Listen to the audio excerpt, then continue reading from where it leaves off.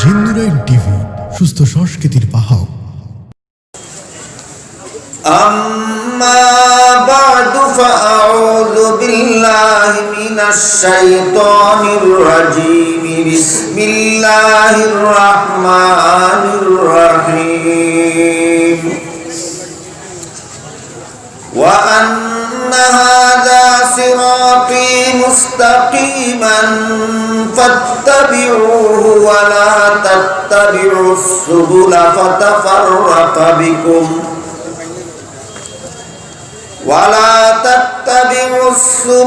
فتفرق بكم عن سبيله. ذلكم وصاكم به لعلكم تتقون. وقال رسول الله صلى الله عليه وسلم: تفرقت بنو إسرائيل على 72 ملة وتتفرق أمتي على 73 ملة. وفي رواية قال: تفترق أمتي على 73 ملة كلهم في النار إلا واحدة. وفي رواية قال: 72 في النار وواحدة في الجنة. قالوا: ما هي يا رسول الله؟ وفي رواية قالوا: من هي يا رسول الله؟ قال: ما أنا عليه وأصحابي. وفي رواية قال: من هو على السنة والجماعة، أو كما قال عليه الصلاة والسلام. শ্রদ্ধেয় সভাপতি হযরত উলামায়ে কেরাম, মুহতারাম হাজিরিন, পবিত্র কোরআনের সূরা আনআমের 153 নম্বর আয়াত আমি আপনাদের সামনে তিলাওয়াত করেছি। আর হযরত রাসূল করিম সাল্লাল্লাহু আলাইহি ওয়াসাল্লামের এক দীর্ঘ হাদিস, যেই হাদিসটাকে হাদিসে ইফতিরাকে উম্মত বলা হয়, এই হাদিসটা আমি আপনাদের সামনে তেলাওয়াত করেছি। তিলাওয়াতকৃত আয়াত এবং হাদিসের আলোকে যে বিষয়টা আপনাদের সামনে আমার আলোচনা করার জন্য বিষয়বস্তু হিসাবে বিজ্ঞাপনে উল্লেখ করা হয়েছে, আপনাদের সামনে মঞ্চ থেকে ঘোষণা দেওয়া হয়েছে, সেটা হলো প্রকৃত আহলে সুন্নাত ওয়াল জামাতের পরিচয়। বিষয়টা আয়াত এবং হাদিসের আলোকে বুঝার জন্য কিছু কথা প্রথম থেকেই আমাদের মনে রাখা দরকার, এবং তা হলো আল্লাহ পাক রব্বুল আলামিন হযরত আদম আলাইহিস সালাম এবং তার বিবি হাওয়াকে জান্নাত থেকে বের করে পৃথিবীতে পাঠাবার সময় বলেছিলেন: হে আদম, হাওয়া, তোমরা দুজন সরাসরি জান্নাত থেকে বের হয়ে পৃথিবীতে যাও, আর হে আদম হাওয়ার ভবিষ্যৎ সন্তানাদিরা, তোমরা আদম হাওয়ার ঘরে জন্মগ্রহণ করার মাধ্যমে পৃথিবীতে যাও। আদম হাওয়া আসলেন সরাসরি, আর আমরা আসলাম তাদের বংশে জন্মগ্রহণ করার মতো। তবে তোমরা কিছুদিনের জন্য দুনিয়াতে যাবে। আপনারা কি মনে করেন মানুষ দুনিয়াতে চিরদিনের জন্য আসে না কিছুদিনের জন্য? তোমরা কিছুদিনের জন্য দুনিয়াতে যাবে। সেই কিছুদিনের জীবন দুনিয়াতে কোন পথে যাপন করলে আবার তোমরা চিরকালের জন্য জান্নাতে ফিরে আসতে পারবে, সেই পথটা আমি আল্লাহ নিজ দায়িত্বে তোমাদেরকে দেখায়া দেব। মানুষ আসবে কিছুদিনের জন্য দুনিয়াতে। দুনিয়ার এই কিছুদিনের জীবনযাপন কোন পথে করলে চিরদিনের জন্য মানুষ জান্নাতে ফিরে যেতে পারবে, সেই পথটা আল্লাহ নিজ দায়িত্বে মানুষকে দেখায় দেবেন। এটা মানুষের সাথে আল্লাহর ওয়াদা। আল্লাহ পাক রব্বুল আলামিন আমাদের সাথে সেই ওয়াদা দুই ভাবে পুরা করেছেন।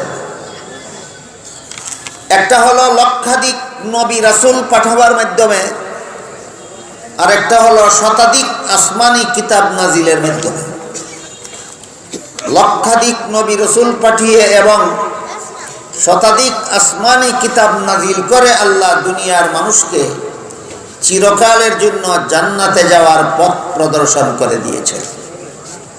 বুঝে থাকলে বলুন তো, আমাদের সাথে আল্লাহর ওয়াদাটা পুরা করা বাকি আছে না পুরা করে দিয়েছেন? কতভাবে? দুই ভাবে, নবী রাসূল পাঠাইয়া আর আসমানি কিতাব নাজিল করে। এই সমস্ত নবী রাসূলগণের মধ্যে সর্বশেষ এবং সর্বশ্রেষ্ঠ নবী হলেন মুহাম্মদুর রাসূলুল্লাহ সাল্লাল্লাহু আলাইহি ওয়াসাল্লাম। আর আসমানি কিতাবগুলির মধ্যে সর্বশেষ এবং সর্বশ্রেষ্ঠ আসমানি কিতাব হলো কোরআন শরীফ। এই কোরআন শরীফে আল্লাহ দুনিয়াবাসী মানুষের জন্য জান্নাতে যাওয়ার যে পথ প্রদর্শন করেছেন, দেখাইছেন, এই পথটার নাম দিয়েছেন সিরাতে মুস্তাকিম। পবিত্র কোরআনে আল্লাহ দুনিয়াবাসী মানুষের জন্য জান্নাতে যাওয়ার যে পথ দেখাইছেন, পথের নাম দিয়েছেন সিরাতে মুস্তাকিম। এই সিরাতে মুস্তাকিম কথার বাংলা অর্থ হলো সোজা পথ। বলতে পারবেন কোথায় যাওয়ার? হ্যাঁ, জান্নাতে যাওয়ার। দুনিয়ার মানুষের জন্য জান্নাতে যাওয়ার সোজা পথ, এই সোজা পথ নামে আল্লাহ আখ্যায়িত করেছেন জান্নাতে যাওয়ার কোরআনে যে পথ প্রদর্শন করেছেন সেই পথটাকে। এই সিরাতে মুস্তাকিম বা সোজা পথের তাফসীর বা ব্যাখ্যা তাফসীরের কিতাবে লেখা আছে। 7টা ব্যাখ্যা আছে সিরাতে মুস্তাকিমের। জান্নাতে যাওয়ার সোজা পথ যেটাকে আল্লাহ কোরআনে সিরাতে মুস্তাকিম বলেছেন, এর ব্যাখ্যা আছে 7টা। 1 নম্বর, ইসলাম ধর্মের পথ দুনিয়ার মানুষের জন্য জান্নাতে পৌঁছার সোজা পথ। সিরাতে মুস্তাকিমের 2 নম্বর ব্যাখ্যা, কোরআনের বর্ণিত পথ দুনিয়ার মানুষের জন্য জান্নাতে পৌঁছার সোজা পথ। এই কথাটাই আল্লাহ এই সূরা আনআমের 153 নম্বর আয়াতে বলেন, ওয়া আন্না হাযা সিরাতী মুস্তাকিমান ফাত্তাবিউহু ওয়া লা তাত্তাবিউস সুবুলা ফাতাফাররাকা বিকুম আন সাবিলি। এর অর্থ হলো আমার কোরআনের বর্ণিত পথ তোমাদের জন্য জান্নাতে পৌঁছার সোজা পথ। এটা হলো সিরাতে মুস্তাকিমের 2 নম্বর ব্যাখ্যা। 1 নম্বর ব্যাখ্যা, ইসলাম ধর্মের পথ দুনিয়ার মানুষের জন্য জান্নাতে পৌঁছার সোজা পথ। 2 নম্বর ব্যাখ্যা হলো কোরআনের বর্ণিত পথ দুনিয়ার মানুষের জন্য জান্নাতে পৌঁছার সোজা পথ। 3 নম্বর ব্যাখ্যা হলো নবী রাসূলগণের পথ দুনিয়ার মানুষের জন্য জান্নাতে পৌঁছার সোজা পথ। 4 নম্বর ব্যাখ্যা হলো সিদ্দিকগণের পথ দুনিয়ার মানুষের জন্য জান্নাতে পৌঁছার সোজা পথ। 5 নম্বর ব্যাখ্যা হলো শহীদগণের পথ দুনিয়ার মানুষের জন্য জান্নাতে পৌঁছার সোজা পথ। 6 নম্বর ব্যাখ্যা হলো সালেহগণের পথ দুনিয়ার মানুষের জন্য জান্নাতে পৌঁছার সোজা পথ। 7 নম্বর ব্যাখ্যা হলো আহলে সুন্নাত ওয়াল জামাআতের পথ দুনিয়ার মানুষের জন্য জান্নাতে পৌঁছার সোজা পথ। এর মধ্যে এই 7টা ব্যাখ্যার প্রত্যেকটা ব্যাখ্যাই আলোচনা সাপেক্ষ। ইসলাম ধর্মের পথ যে জান্নাতে পৌঁছার সোজা পথ, ইসলাম ধর্মের পথটা কোনটা এটা আলোচনার দ্বারাই বুঝতে হবে। কোরআনের বর্ণিত পথ যে জান্নাতে পৌঁছার সোজা পথ, কোরআনের পথটা কোনটা এটা আলোচনার দ্বারাই বুঝতে হবে। এইভাবে প্রত্যেকটা ব্যাখ্যা আলোচনার মাধ্যমে বোঝার ব্যাপার, কিন্তু সবগুলি আলোচনা একদিনে করা যায় না। এজন্য আজকের মতো আমি আমার মূল আলোচ্য বিষয় ঠিক রেখে প্রথমোক্ত 6টি ব্যাখ্যা মুলতবি রেখে 7 নম্বর ব্যাখ্যা সিরাতে মুস্তাকিমের যে 7 নম্বর ব্যাখ্যা আহলে সুন্নাত ওয়াল জামাতের পথ, দুনিয়ার মানুষের জন্য জান্নাতে পৌঁছার সোজা পথ, এই 7 নম্বর ব্যাখ্যাটা আজকে আমি আপনাদের সামনে তুলে ধরার চেষ্টা করব। আমা তৌফিক ইল্লা বিল্লাহ। আমরা শুরু থেকেই মনে রাখি, কোরআনে আল্লাহ সিরাতে মুস্তাকিম নাম দিয়েছেন দুনিয়ার মানুষের জন্য জান্নাতে পৌঁছার যে সোজা পথ, এই পথটার। এই পথের 7টা ব্যাখ্যা আছে, এর মধ্যে একটা ব্যাখ্যা হলো আহলে সুন্নাত ওয়াল জামাতের পথ, দুনিয়ার মানুষের জন্য জান্নাতে পৌঁছার সোজা। আহলে সুন্নাত ওয়াল জামাতের পথটা কোনটা, এটা এখনো সাধারণ মুসলমানের কাছে পরিষ্কারভাবে চিহ্নিত হয়। আমি তো বলে থাকি সাধারণ মুসলমান তো সাধারণ মুসলমান, যেমন তেমন অনেক যেমন তেমন আলেমকেও যদি জিজ্ঞাসা করেন যে সুস্পষ্টভাবে আমাদেরকে আহলে সুন্নাত ওয়াল জামাতের পথটা চিনাইয়ে দিন, তাদের এই পথটা চিনাইতে গামতে হবে।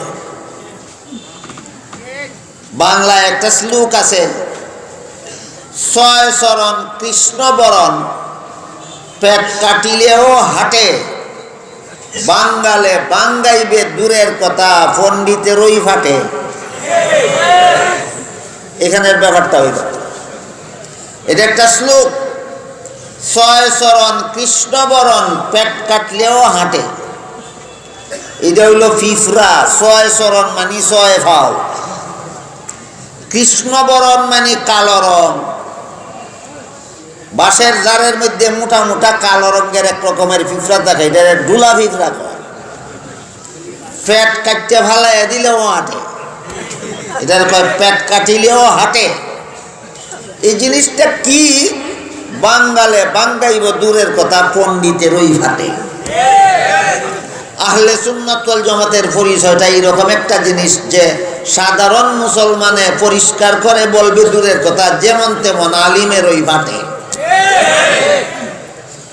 তাহলে বিষয়টা খুব সহজ না, অত্যন্ত কঠিন, অত্যন্ত কঠিন। আমি আমার বলতে গেলে সারাটা জীবন ভর এই কঠিন বিষয়টা, অথচ এমন জরুরি যে মুসলমানে জানবে না সেই সিধা পথে জান্নাতে যাইতে পারে না। বিষয়টা এই কঠিন, এত বড় কঠিন বিষয়টা যে মুসলমানই বুঝবে না, সুজা পথে জান্নাতে যেতে পারবে না। এই জন্য সমস্ত মুসলমানদের জন্য এই কঠিন পথটা চিনাইয়া দেওয়ার সাধনায় আমি আমার জীবনটা কাটাইছি। আমার জীবনটা কাটাইছি। একদিন 2 দিন এই ব্যাপার নিয়ে আমি সাধনা করছি না, 1 রাত 2 রাত নয়, 1 মাস 2 মাস নয়, 1 বছর 2 বছর নয়। আমার প্রায় 65 বছর বয়সের মধ্যে 23 বছর বয়সে আমি আনুষ্ঠানিক লেখাপড়া শেষ করেছি। এরপর থেকে বাকি সারাটা জীবন আমি এই সাধনায় কাটাইছি যে আমি সমস্ত মুসলমানদেরকে জান্নাতে যাওয়ার এই সুদাফতটা কিভাবে চিনাই। কারণ যেই চিনবে না সেই সোজা পথে জান্নাতে যেতে পারবে না। আপনাদেরকে এমন একটা কঠিন বিষয় আপনাদের সামনে রেখে আমি নিশ্চিন্ত থাকতে পারি না। সমস্ত মুসলমানদেরকে এই আহলে সুন্নাত ওয়াল জামাতের পথটা আমার পরিষ্কারভাবে চিনাতে হবে, পরিষ্কারভাবে বুঝাতে হবে। না হলে এত বড় কঠিন বিষয় সাধারণ মুসলমান জানবে কিভাবে, বুঝবে কিভাবে, আর সাধারণ মুসলমান সোজা পথে জান্নাতে যাবে কিভাবে? আমার এই দীর্ঘ জীবনের সাধনার ফসল আমি অতি সংক্ষেপে আপনাদেরকে বক্তব্য আকারেও বিভিন্ন জায়গায় বিভিন্নভাবে তুলে ধরছি এবং লিখিত আকারেও তুলে ধরেছি। এক বিশেষ গ্রন্থ রচনা করেছি, প্রকৃত আহলে সুন্নাত ওয়াল জামাত পরিচিতি। এদের মধ্যে সবিস্তারে লেখা আছে। আপনারা যারা আমার আজকের কথাগুলি মনে রাখতে পারবেন না, আর সব কথা একদিনে মনে রাখা সম্ভব না, আমার বইয়ে লেখা আছে। আপনারা সংগ্রহ করলে, ঘরে একটা বই রাখলে যে কোনো সময় আহলে সুন্নাতুল জামাত পরিচিতিটা পরিষ্কারভাবে পড়তে পারবেন, বুঝতে পারবেন। এই কঠিন রাস্তাটা সহজে বোঝার জন্য আমি আরেকটা পূর্ব কথা আপনাদের সামনে তুলে ধরতে চাই। সেটা হলো, যে কোনো যুগের, যে কোনো দেশের, যে কোনো মানুষ আল্লাহর কাছে মুমিন মুসলমান বলে গণ্য হওয়ার জন্য মৌলিকভাবে 6টা কথা বিশ্বাস করতে হয়। 6টা কথা যেই বিশ্বাস করবে সেই মুমিন মুসলমান। 6টা কথা যেই বিশ্বাস করবে সেই মুমিন মুসলমান। এই 6 কথা কোরআনের বিভিন্ন আয়াতে বিক্ষিপ্ত অবস্থায় আছে, রাসূলের বিভিন্ন হাদিসে বিক্ষিপ্ত অবস্থায় আছে। তবে হাদিস চর্চাকারীগণ জানেন, রাসূলের একটা হাদিসের নাম আছে হাদিসে জিবরিল। এই হাদিসে জিবরিলের মধ্যে এই 6টা কথা একত্রে জমা করা আছে। সাধারণ মুসলমান কোনোদিন হাদিস পড়েও না, জানেও না, বুঝেও না, 6 কথা তালাশ করে পায় না। আমারও তো আপনাদের জান্নাতে যাওয়ার ভরটা কঠিন হয়ে গেল। আপনারা এই হাদিসে জিবরিল কোনো উস্তাদের কাছে পড়ার, শিকার, বোঝার সুযোগ পান না। মাদ্রাসায় ভর্তি হইয়া 10, 12, 14, 15 বছর পড়লে হাদিসে জিবরিল পড়ার সুযোগ পাওয়া যায়। বলেন, যারা সংসার নিয়ে জীবন কাটায়, মাদ্রাসায় 12 বছর 10 বছর লেখাপড়া করার সুযোগ নাই, তারা হাদিসে জিবরিল বুঝবে কিভাবে? এই সমস্ত কথা আমার অন্তরে খুব পীড়া দিয়েছে, আমার অন্তরে অত্যন্ত আঘাত করেছে যে সাধারণ মুসলমান এই কঠিন কথাগুলি পাবে কোথায়? এই জন্য আহলে সুন্নাত ওয়াল জামাতের উলামায়ে কেরাম হাদিস কোরআনের উল্লেখিত এই 6 কথাকে একটা কলেমার ভিতরে ঢুকাইয়া দিয়েছেন। এইবার সব মুসলমানের 6 কথা পাওয়ার সুযোগ হয়ে গেছে। কলেমাটার নাম হলো ইমানে মুফাসসাল। আমানতু বিল্লাহি ওয়া মালাইকাতিহি ওয়া কুতুবিহি ওয়া রুসুলিহি ওয়াল ইয়াউমিল আখিরি ওয়াল কদরি খাইরিহি ওয়া শাররিহি মিনাল্লাহি তাআলা ওয়াল বাসি বাদাল মাউত। এর ভিতরেই 6টা কথা আছে, এর ভিতরেই 6টা কথা আছে। এর মর্মার্থটা আমি আপনাদের সামনে তুলে দেব। এর মর্মার্থ হলো, আমি 1 নম্বরে আল্লাহকে বিশ্বাস করলাম, 2 নম্বরে আমি আল্লাহর ফিরিস্তা বিশ্বাস করলাম, 3 নম্বরে আমি আল্লাহর নাজিলকৃত আসমানি কিতাবগুলি বিশ্বাস করলাম, 4 নম্বরে আমি আল্লাহর প্রেরিত নবী রাসূলগণ বিশ্বাস করলাম, 5 নম্বরে আমি আল্লাহর নির্ধারিত তকদির বা ভাগ্য তালিকা বিশ্বাস করলাম, 6 নম্বরে আমি আখিরাত বা পরকাল বিশ্বাস করলাম। কটা হইল? 1 নম্বরে আল্লাহ বিশ্বাস, 2 নম্বরে ফিরিস্তা বিশ্বাস, 3 নম্বরে আসমানি কিতাব বিশ্বাস, 4 নম্বরে নবী রাসূল বিশ্বাস, 5 নম্বরে তকদির বিশ্বাস, 6 নম্বরে আখিরাত বিশ্বাস। এই 6টা কথা যে কোনো যুগের, যে কোনো দেশের, যে কোনো মানুষ বিশ্বাস করে, আল্লাহর কাছে সে মুমিন মুসলমান বলে গণ্য হয়। এই কথাটাও অনেকে জানে না। একটা মানুষ মুমিন মুসলমান কিভাবে হয় আর কিভাবে সে মুমিন মুসলমান থেকে খারিজ হয়ে কাফির হয়ে যায়, এই কথাটাও অনেকে জানে না। জানার কারণে অনেকে মুসলমানরেও কাফির কয়, কাফেরকেও মুসলমান কয়। মুসলমানরা কাফির কয় কেন? সে জানে না কেমনে মুসলমান হয় আর কেমনে কাফির হয়। কাফেরকে মুসলমান বলে কেন? সে জানে না কেমনে মুসলমান হয় আর কেমনে কাফের হয়। আমাদের দেশে কিছু মানুষ আছে, এরা শুধু মানুষকে কাফির বানানি ছাড়া এদের আর কোনো সাধনা জীবনে নাই। অমুক কাফির, তমুক কাফির, তবলিগ জমাত কাফির, কওমি মাদ্রাসা কাফির, মক্কা মদিনা কাফির, এদের সাথে যারা চলবে তারা কাফির, এদেরকে যারা সহযোগিতা করবে তারা কাফির, এদের সাথে যারা ভালোবাসা রাখবে তারা কাফির, তবলিগের জমাত যারা চিল্লা দিবে তারা কাফির, যারা সমর্থন করবে তারা কাফির। মানুষরা কাফির বানানি ছাড়া এদের জীবনে আর কোনো সাধনা নাই। এই জন্য আমি এদের নাম দিছি কাফির ফ্যাক্টরি। কি ফ্যাক্টরি? এখানে খালি কাফিরই উৎপাদন হয়। এর বিপরীতে আর একটা দল আছে, এই দলটারে কাফির ফ্যাক্টরি গাট্টিওয়ালা কয়। এরার বিপরীতে আর একটা দল আছে আমাদের সমাজে, ওই দলটারে কাফির ফ্যাক্টরি কয় গাট্টিওয়ালা। গাট্টিওয়ালারে আমি নাম দিছি মুমিন ফ্যাক্টরি। এই গাট্টিওয়ালায় কেউ কাফির বানায় না। ইহুদিরে মুমিন মুসলমান বানায়, খ্রিস্টানরে মুমিন মুসলমান বানায়, নাস্তিকরে মুমিন মুসলমান বানায়, ধর্মহীনরে মুসলমান মুমিন মুসলমান বানায়, ধর্মহীনতার পথের যারা যাত্রী তাদেরকে কলেমা শিক্ষা দিয়া, উযু গোসল শিক্ষা দিয়া, ফাঁক নাফাক শিক্ষা দিয়া, নামাজ বন্দেগী শিক্ষা দিয়া, এরার কাম খালি মুমিন মুসলমান বানানি। এই কারণে গাট্টিওয়ালার নাম দিছি আমি মুমিন ফ্যাক্টরি। গাট্টিওয়ালারা যারা কাফির কয় এরা হইল কাফির ফ্যাক্টরি, আর গাট্টিওয়ালা হইল মুমিন ফ্যাক্টরি। এইভাবে মানুষ শুধু কাফির কাফির কাফির কাফির কেন কয় নিজেই জানে না কাফির কারে কয়। এই জন্য আজকে আপনাদের জেনে যেতে হবে, ইমানে মুফাসসলের 6 কথার কোনো একটা কথা যদি কেউ মানে না তারে কাফির কয়। ইমানে মুফাসসলের 6 কথার কোনো একটা কথা যদি কেউ মানে না তাইলে তারে কাফির কয়। কেউ যদি বলে আমি আল্লাহ মানি না, কেউ যদি বলে আমি ফেরেশতা বিশ্বাস করি না, কেউ যদি বলে আমি আসমানি কিতাব বিশ্বাস করি না, কেউ যদি বলে আমি নবী রাসূল বিশ্বাস করি না, কেউ যদি বলে আমি তাকদীর বিশ্বাস করি না, কেউ যদি বলে আমি আখিরাত বিশ্বাস করি না, কাফের হইয়া যায়। খুব পরিষ্কার হইল কিনা একটা মানুষ কাফের কেমনে হয়? 6 কথার এক কথা না মানলে কাফের হয়। 6 কথার অন্তত এক কথা না মানলেই। না জানার কারণে অনেকে মুমিন মুসলমানকেও কাফির বলে। আমি একটু আগে আপনাদেরকে বলেছি, এই সন্ধ্যার পরে হাদিস শরীফে রাসূল করিম সাল্লাল্লাহু আলাইহি ওয়াসাল্লাম বলেন, আইয়ুমা রাজুলিন ক্বালা লি আখিহি কাফির ফাকাদ বাআ বিহা আহাদুহুমা। কেউ যদি কাউকে কাফের কয়, যারা কাফের কইল সে যদি কাফের না হয়, সে যদি 6 কথায় বিশ্বাসী হয়, তে যে কইছে সেই কাফের হইয়া যায়। আর কেউ কেউ যারা কাফির তারারেও মুসলমান কয়, যেমন কাদিয়ানি।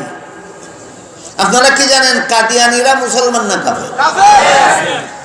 তালে তালে বললে হবে না, এটা কঠিন ব্যাপার। আজকে বুঝে যেতে হবে কাদিয়ানিরা কেন কাফের। বলেন তো 6 কথার কত কথা অবিশ্বাস করলে কাফির হয়? যে কোনো একটা। 6 কথার যে কোনো একটা। 6 কথার মধ্যে 3 নম্বর কথা হইল আসমানি কিতাব বিশ্বাস করা। 6 কথার 3 নম্বর কথা কি? আসমানি কিতাব বিশ্বাস করা। বলুন কোরআন আসমানি কিতাব কিনা? কোরআনের মধ্যে সূরা আহজাব নামে একটা সূরা আছে কিনা? এই সূরার 40 নম্বর আয়াতে আল্লাহ আমাদের নবীকে খাতামুন নবিয়্যিন বলেছেন। তিরমিজি শরীফের হাদিসে উল্লেখ আছে, আল্লাহ রাসূল বলেছেন, আমি খাতামুন নবিয়্যিনের অর্থ হলো আমার পরে আর কোনো নবী নাই।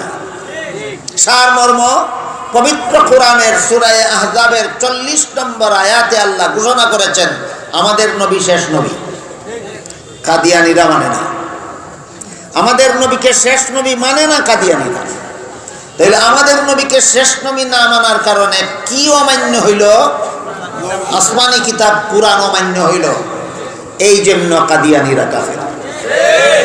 কোরআনে আল্লাহ আমাদের নবীকে শেষ নবী বলে ঘোষণা দিয়েছেন, কাদিয়ানিরা মানে না। তাহলে আমাদের নবীর শেষ নবী মানে না, মানে কোরআন মানে না। কোরআন না মানলে 6 কথার কত নম্বর কথা মানলো না? তাহলে এখনো কি রইল? মুসলমান রইল না কাফের হইল? এটাও কাদিয়ানি কেন কাফের এটাও বুঝে না, গাট্টিওয়ালা কেন মুসলমান এটাও বুঝে। এই জন্য গাট্টিওয়ালারা কাফির কয়, আবার কাদিয়ানিরাও অনেকে মুসলমান কয়। 2-3 বছর আগে ব্রাহ্মণবাড়িয়া এক সম্মেলনে গেলাম, সেখানে গিয়ে দেখলাম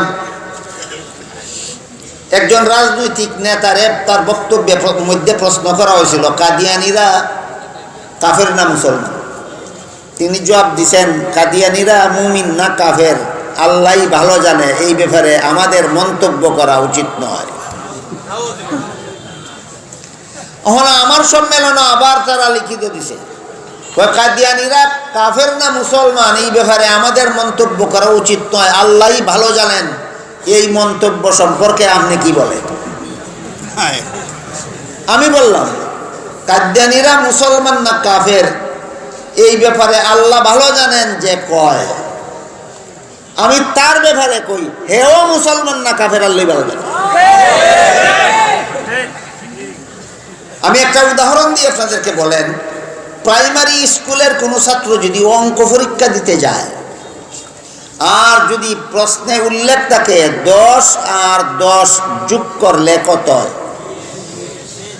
সে যদি জবাব দেয় আল্লাহ ভালো জানে, কত নম্বর হইব? গোড়ার ডিম ছাড়া। ভালো করে বুঝেন, 10 আর 10 যে যোগফল 20, সে যদি কয় আল্লাহই ভালো জানে, আমার মন্তব্য করা উচিত নয়, তাহলে তার কফল যেমন গোড়ার ডিম ছাড়া আর কিছু নাই। কাদ্দানীরা কোরআনের সূরা আহজাবের 40 নম্বর আয়াত মানে না, এরা মুসলমান না কাফির আল্লাহই ভালো জানে। যে কয় হের কো ভালো ইমান নাই, গুড়ার ডিম ছাড়া আর কিছু নাই। কাজেই আমরা পরিষ্কারভাবে বুঝে যাওয়া দরকার যে আমরা মুমিন মুসলমান বলবো কাকে আর কাফির বলবো কাকে। 6 কথা যে বিশ্বাস করে সে মুমিন মুসলমান, 6 কথার কোনো একটা কথা যে অবিশ্বাস করে সেই কাফির। পরিষ্কার হলো? সারা জীবন মনে থাকবে আপনাদের। ইমানে মুফাসসলের 6 কথা যে বিশ্বাস করে সেই মুমিন মুসলমান। যে বিশ্বাস করে ইমানে মুফাসসলের 6 কথা যে বিশ্বাস করে সেই মুমিন মুসলমান, আর এর কোনো একটা কথা যে অবিশ্বাস করে সেই কাফির। তাহলে এবার বলুন তো, আপনারা এখানে যারা উপস্থিত আছেন আপনারা কাফির না মুসলমান? কেমনে বুঝলেন? তাইলে ঠিক, আমার কথা বুঝতেছেন? এইবার আমি টের পেলাম যে আমার কথা বুঝতেছেন। আপনি যে মুমিন মুসলমান আপনি কেমনে বুঝলেন? আমি 6 কথা বিশ্বাস করি এই জন্য আমি মুমিন মুসলমান, এতে কোনো সন্দেহ নাই। আমি জানি আমি 6 কথা বিশ্বাস করি, কোনো সন্দেহ নাই। কাজে আমি যে মুমিন মুসলমান তাতেও কোনো সন্দেহ নাই। এই পর্যন্ত কথা বোঝার পরে এবার আমি যে হাদিসটা আপনাদের সামনে তিলাওয়াত করেছিলাম সেই হাদিসটা বোঝার চেষ্টা করব। হাদিস শরীফে রাসূল করিম সাল্লাল্লাহু আলাইহি ওয়াসাল্লাম বলেন, ইহুদিরা ধর্ম নিয়ে দলাদলি করে 71 দলে বিভক্ত হয়েছিল। খ্রিস্টানেরা ধর্ম নিয়ে দলাদলি করে 72 দলে বিভক্ত হয়েছিল। আমার উম্মত অর্থাৎ মুসলমানেরা ধর্ম নিয়ে দলাদলি করে 73 দলে বিভক্ত হবে। ইহুদি হয়েছিল 71 দল, খ্রিস্টান হয়েছিল 72 দল, মুহাম্মদুর রাসূলুল্লাহর মুসলমান উম্মত হবে 73 দল। এর মধ্যে আল্লাহ রাসূল বলেন 72 দল আমার উম্মতের 72 দল মুসলমান হবে জাহান্নামী, 1 দল মুসলমান হবে জান্নাতি। মুহাম্মদুর রাসূলুল্লাহর মুসলমান উম্মতের 73 দলের মধ্যে রাসূল বলেন কত দল মুসলমান জাহান্নামী হবে আর কত দল মুসলমান জান্নাতি হবে। একটু আমি আগেই বলছি বিষয়টা একেবারে সুলানা, যে বাঙালে বাঙ্গাইব দূরের কথা, পণ্ডিতরই ফাটে এরকম একটা বিষয়। এই জন্য আপনাদের গভীর মনোযোগে বুঝতে হবে। আমি এক একটা কথা 2 বার 3 বার 4 বার করে বলবো, তারপর আপনাদেরকে জিজ্ঞাসা করব, জবাব পাইলে মনে করব আপনারা বুঝতেছেন সামনের কথা বলবো। রাসূল যে বললেন আমার মুসলমান উম্মতের 72 দল জাহান্নামী হবে, এদেরকে রাসূল কাফির বলেছেন না মুমিন মুসলমান? মুমিন মুসলমান হয় কত কথা বিশ্বাস করলে? তাহলে যে 72 দল জাহান্নামে যাইব এরাও 6 কথায় বিশ্বাসী বলেই তো তারা মুসলমান। আর 1 দলকে যে রাসূল জান্নাতে যাবে বলেছেন এরাও, তাহলে এরা কত কথায় বিশ্বাসী? 72 দল মুসলমান ও 6 কথায় বিশ্বাসী বলেই মুসলমান। 1 দল জান্নাতি মুসলমান, এরাও 6 কথায় বিশ্বাসী বলেই মুসলমান। তাহলে 72 দল মুসলমান কোন দোষে জাহান্নামে গেল আর 1 দল মুসলমান কোন গুণে জান্নাতে গেল, এটা বুঝার ব্যাপার নাকি? এইটাও আপনারা জবাব দেবেন। হ্যাঁ, সব কথা যদি ঠিক বেঠিক আপনারাই বলতে পারেন তাইলে আমি আর আসলাম কেন? অনেক কথা আছে আপনারাও জানেন ঠিক না বেঠিক, সব কথাই আপনারা জানলে আর আমাদের আসার দরকার নেই। এর মধ্যে এইটা একটা বিষয়। 72 দল মুসলমান 6 কথা বিশ্বাস করে বলেই মুসলমান, জাহান্নামে গেল কোন দোষে?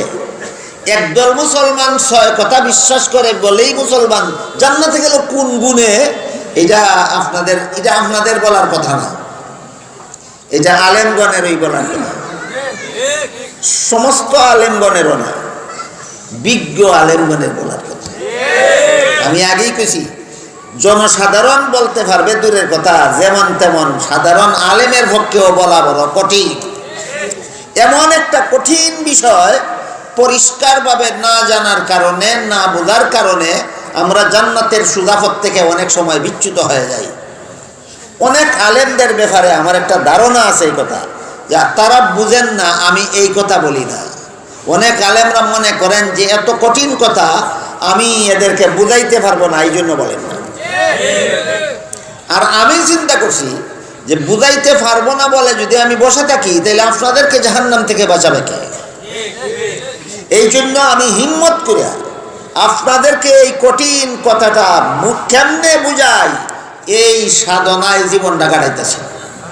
আগেই কেছি অনেক আলেমরা, প্রায় সমস্ত আলেমরা, এটা একটা কঠিন বিষয়, আপনাদেরকে কেমনে বুঝাবেন, একভাবে বুঝাইলে আপনারা অন্যভাবে বুঝে ফেলেন কিনা, সোজাভাবে বুঝাইলে আপনারা কঠিনভাবে গ্রহণ করেন কিনা, এই ভয়ে এই এত কঠিন বিষয়টা আপনাদেরকে কেউ বুঝাতে যান না। কিন্তু আমার চিন্তা হইল, না বুঝাইলে তো জান্নাতে যাওয়ার সোজা পথ মানুষ চিনবে না, না চিনলে জাহান্নাম থেকে বাঁচবে কিভাবে?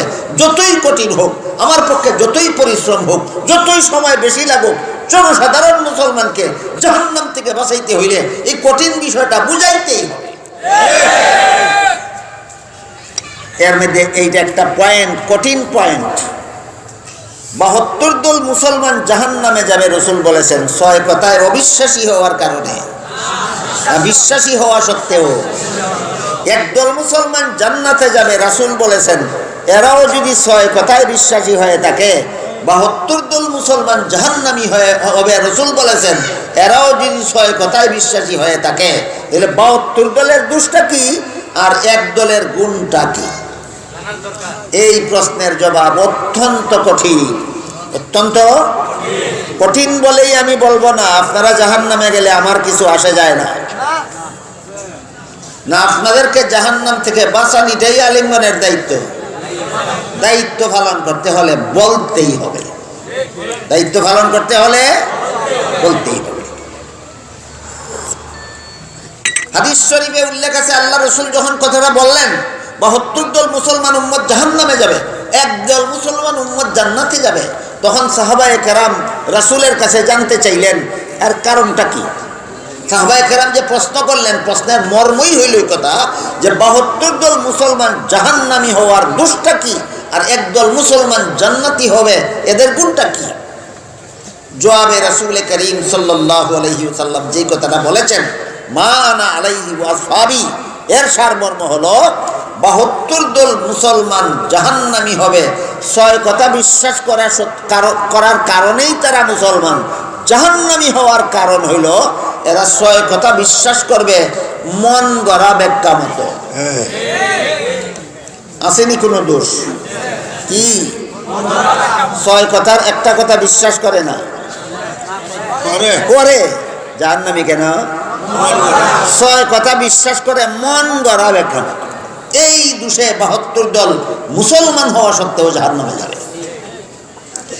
একদল মুসলমান এরা 6 কথার ব্যাখ্যা মন গড়া মতে নয়, 6 কথা সহি ব্যাখ্যা মতো বিশ্বাস করে।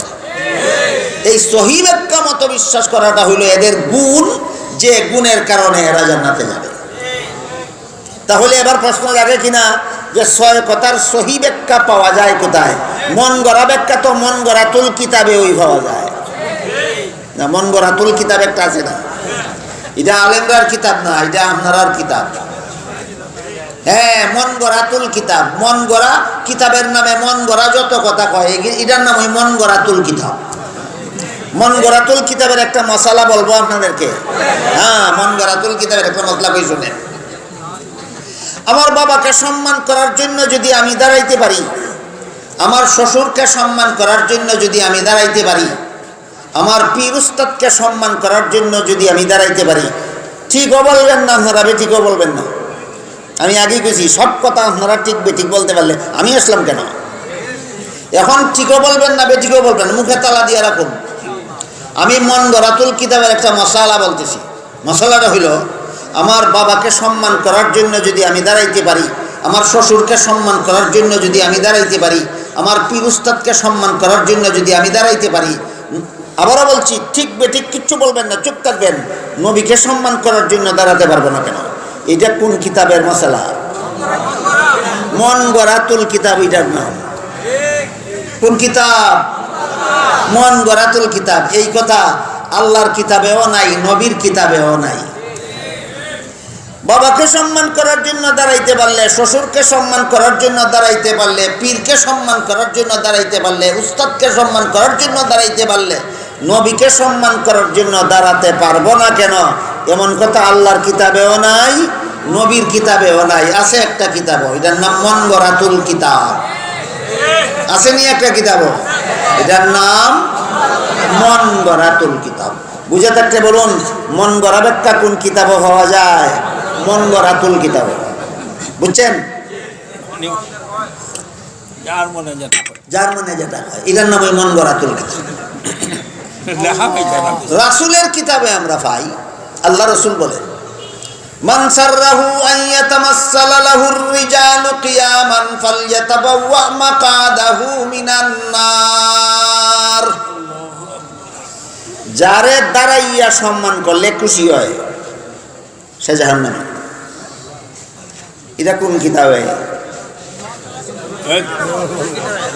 আবার কই আল্লাহর রাসূল বলেন মান সাররাহু আন ইয়াতামাসসালা লাহুর রিজালু কিয়ামান ফালইয়াতাবাওয়া মাকাদাহু মিনান নার। আল্লাহর রাসূল বলেন, যারে দাঁড়াইয়া সম্মান করলে খুশি হয় সে জাহান্নামী। মন গড়াতুল কিতাবে আছে না রাসূলের কিতাবে আছে? হ্যাঁ, রাসূলের কিতাবে আছে। তাহলে বুঝলেন, রাসূলের কিতাবে, আল্লাহর কিতাবে আর মন গড়াতুল কিতাবে বেশ কম। বুঝতে পারছেন? এবার মূল কথার দিকে ফিরে যায়।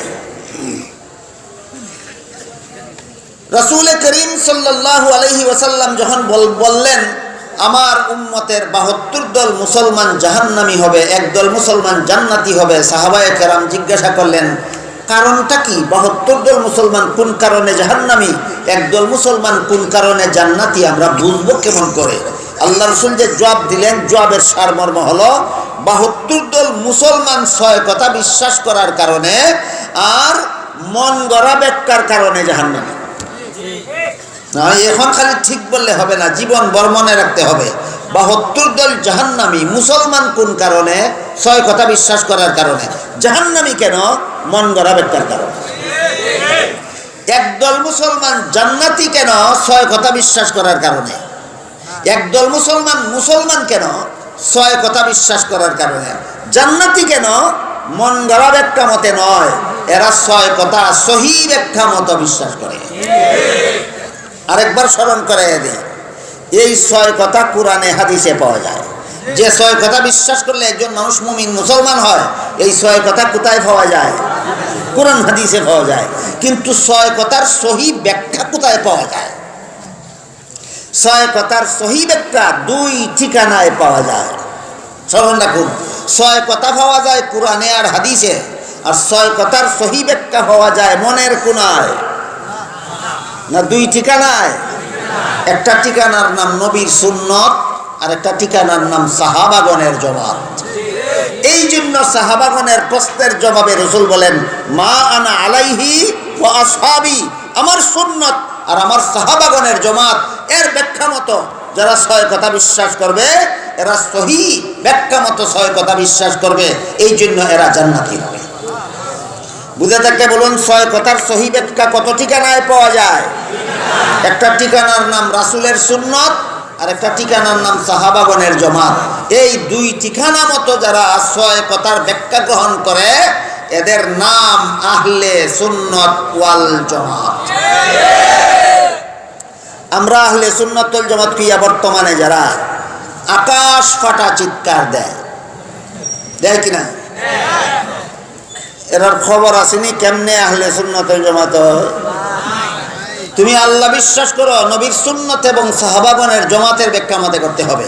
তুমি ফিরিস্তা বিশ্বাস করো, মন গড়া মতে নয়, সুন্নতে রাসূল এবং জামাতে সাহাবার ব্যাখ্যা মতো করতে হবে। তুমি আসমানি কিতাব বিশ্বাস করো, মন গড়া মতে করলে জাহান্নামী হবে, সুন্নতে রাসূল আর জামাতে সাহাবার ব্যাখ্যা মতে করতে হবে। তুমি নবী রাসূল বিশ্বাস করো, মন গড়া মতে করলে জাহান্নামী হবে, সুন্নতে রাসূল আর জামাতে সাহাবার ব্যাখ্যা মতো করতে হবে। তুমি তাকদীর বিশ্বাস করো, মন গড়া মতে করলে জাহান্নামী হবে, সুন্নতে রাসূল আর জামাতে সাহাবার ব্যাখ্যা মতো করতে হবে। তুমি আখিরাত বিশ্বাস করো, মন গড়া মতে বিশ্বাস করলে জাহান্নামী হবে, সুন্নতে রাসূল আর জামাতে সাহাবার ব্যাখ্যা মতে করতে হবে। এই জন্য দলটার নাম আহলে সুন্নাত ওয়াল জামাত। রাসূল এই দলটাকে জান্নাতি বলেছেন।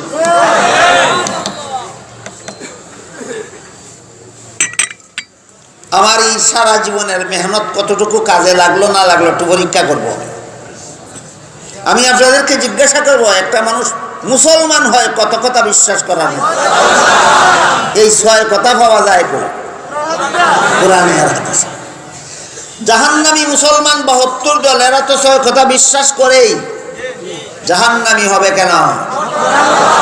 মন গড়া ব্যাখ্যার কারণে। একদল মুসলমান, এরাও তো মুসলমান, 6 কথায় বিশ্বাসী, জান্নাতি হবে কেন? 6 কথা সহি ব্যাখ্যা মতো বিশ্বাস করার কারণে। এবার বলুন, 6 কথার সহি ব্যাখ্যা পাওয়া যায় কোথায়? 2 ঠিকানায়। 6 কথার সহি ব্যাখ্যা পাওয়া যায় কোথায়? 2 ঠিকানায়। একটা ঠিকানার নাম নবীর সুন্নত, আর একটা ঠিকানার নাম সাহাবাগণের জমাত। এই জন্য দলটার নাম আহলে সুন্নাত ওয়াল জামাত। আহলে সুন্নাত কথার অর্থই নবীর সুন্নতের অনুসারী, ওয়াল জামাত কথার অর্থই সাহাবাগণের জমাতের অনুসারী। কোন বেলায়? 6 কথার ব্যাখ্যার বেলায়। আমরা 6 কথার ব্যাখ্যার বেলায় নবীর সুন্নতের অনুসারী, আমরা 6 কথার ব্যাখ্যার বেলায় সাহাবায়ে কেরামের জমাতের অনুসারী। এই জন্য আমরা আহলে সুন্নাত ওয়াল জামাত। তালে তালে ভালে ভালে না বুঝে শুনে? তাহলে আহলে সুন্নাত ওয়াল জামাত 2 ভাবে হয়। কেউ আহলে সুন্নাত ওয়াল জামাত হয় বুঝে শুনে, আর কেউ আহলে সুন্নাত ওয়াল জামাত হয় তালে তালে আর ভালে ভালে। বুঝে শুনে আহলে সুন্নাত ওয়াল জামাত হইতে হলে আজকে বলে যেতে হবে কতটা ব্যাখ্যা গ্রহণ, 6 কথার ব্যাখ্যা কত ঠিকানার থেকে গ্রহণ করলে বুঝে শুনে আহলে সুন্নাত ওয়াল জামাত হয়। একটা ঠিকানার নাম, আর একটা ঠিকানার নাম সাহাবাগণের জমাত। আমরা আল্লাহ বিশ্বাস করি মন গড়া ব্যাখ্যা মতে নয়, সুন্নতে রাসূলের জমাতে সাহাবার ব্যাখ্যা মতে। আমরা ফেরেশতা বিশ্বাস করি মন গড়া ব্যাখ্যা মতে নয়, সুন্নতে রাসূলের জমাতে সাহাবার ব্যাখ্যা মতে। আমরা আসমানি কিতাব বিশ্বাস করি মন গড়া ব্যাখ্যা মতে নয়, সুন্নতে রাসূলের জমাতে সাহাবার ব্যাখ্যা মতো। আমরা নবী রাসূল বিশ্বাস করি মন গড়া ব্যাখ্যা মতে নয়, সুন্নতে রাসূলের জমাতে সাহাবার ব্যাখ্যা মতে। আমরা তাকদীর বিশ্বাস করি মন গড়া ব্যাখ্যা মতে নয়, সুন্নতে রাসূল এবং জমাতে সাহাবার ব্যাখ্যা মতে। আমরা পরকাল বিশ্বাস করি মন গড়া ব্যাখ্যা মতে নয়, সুন্নতে রাসূল আর জমাতে সাহাবার ব্যাখ্যা মতে। এই জন্য আমরা তালে তালে সুন্নি নই, ভালে ভালে সুন্নি নই, আমরা বুঝে শুনে আহলে সুন্নাত ওয়াল জামাত।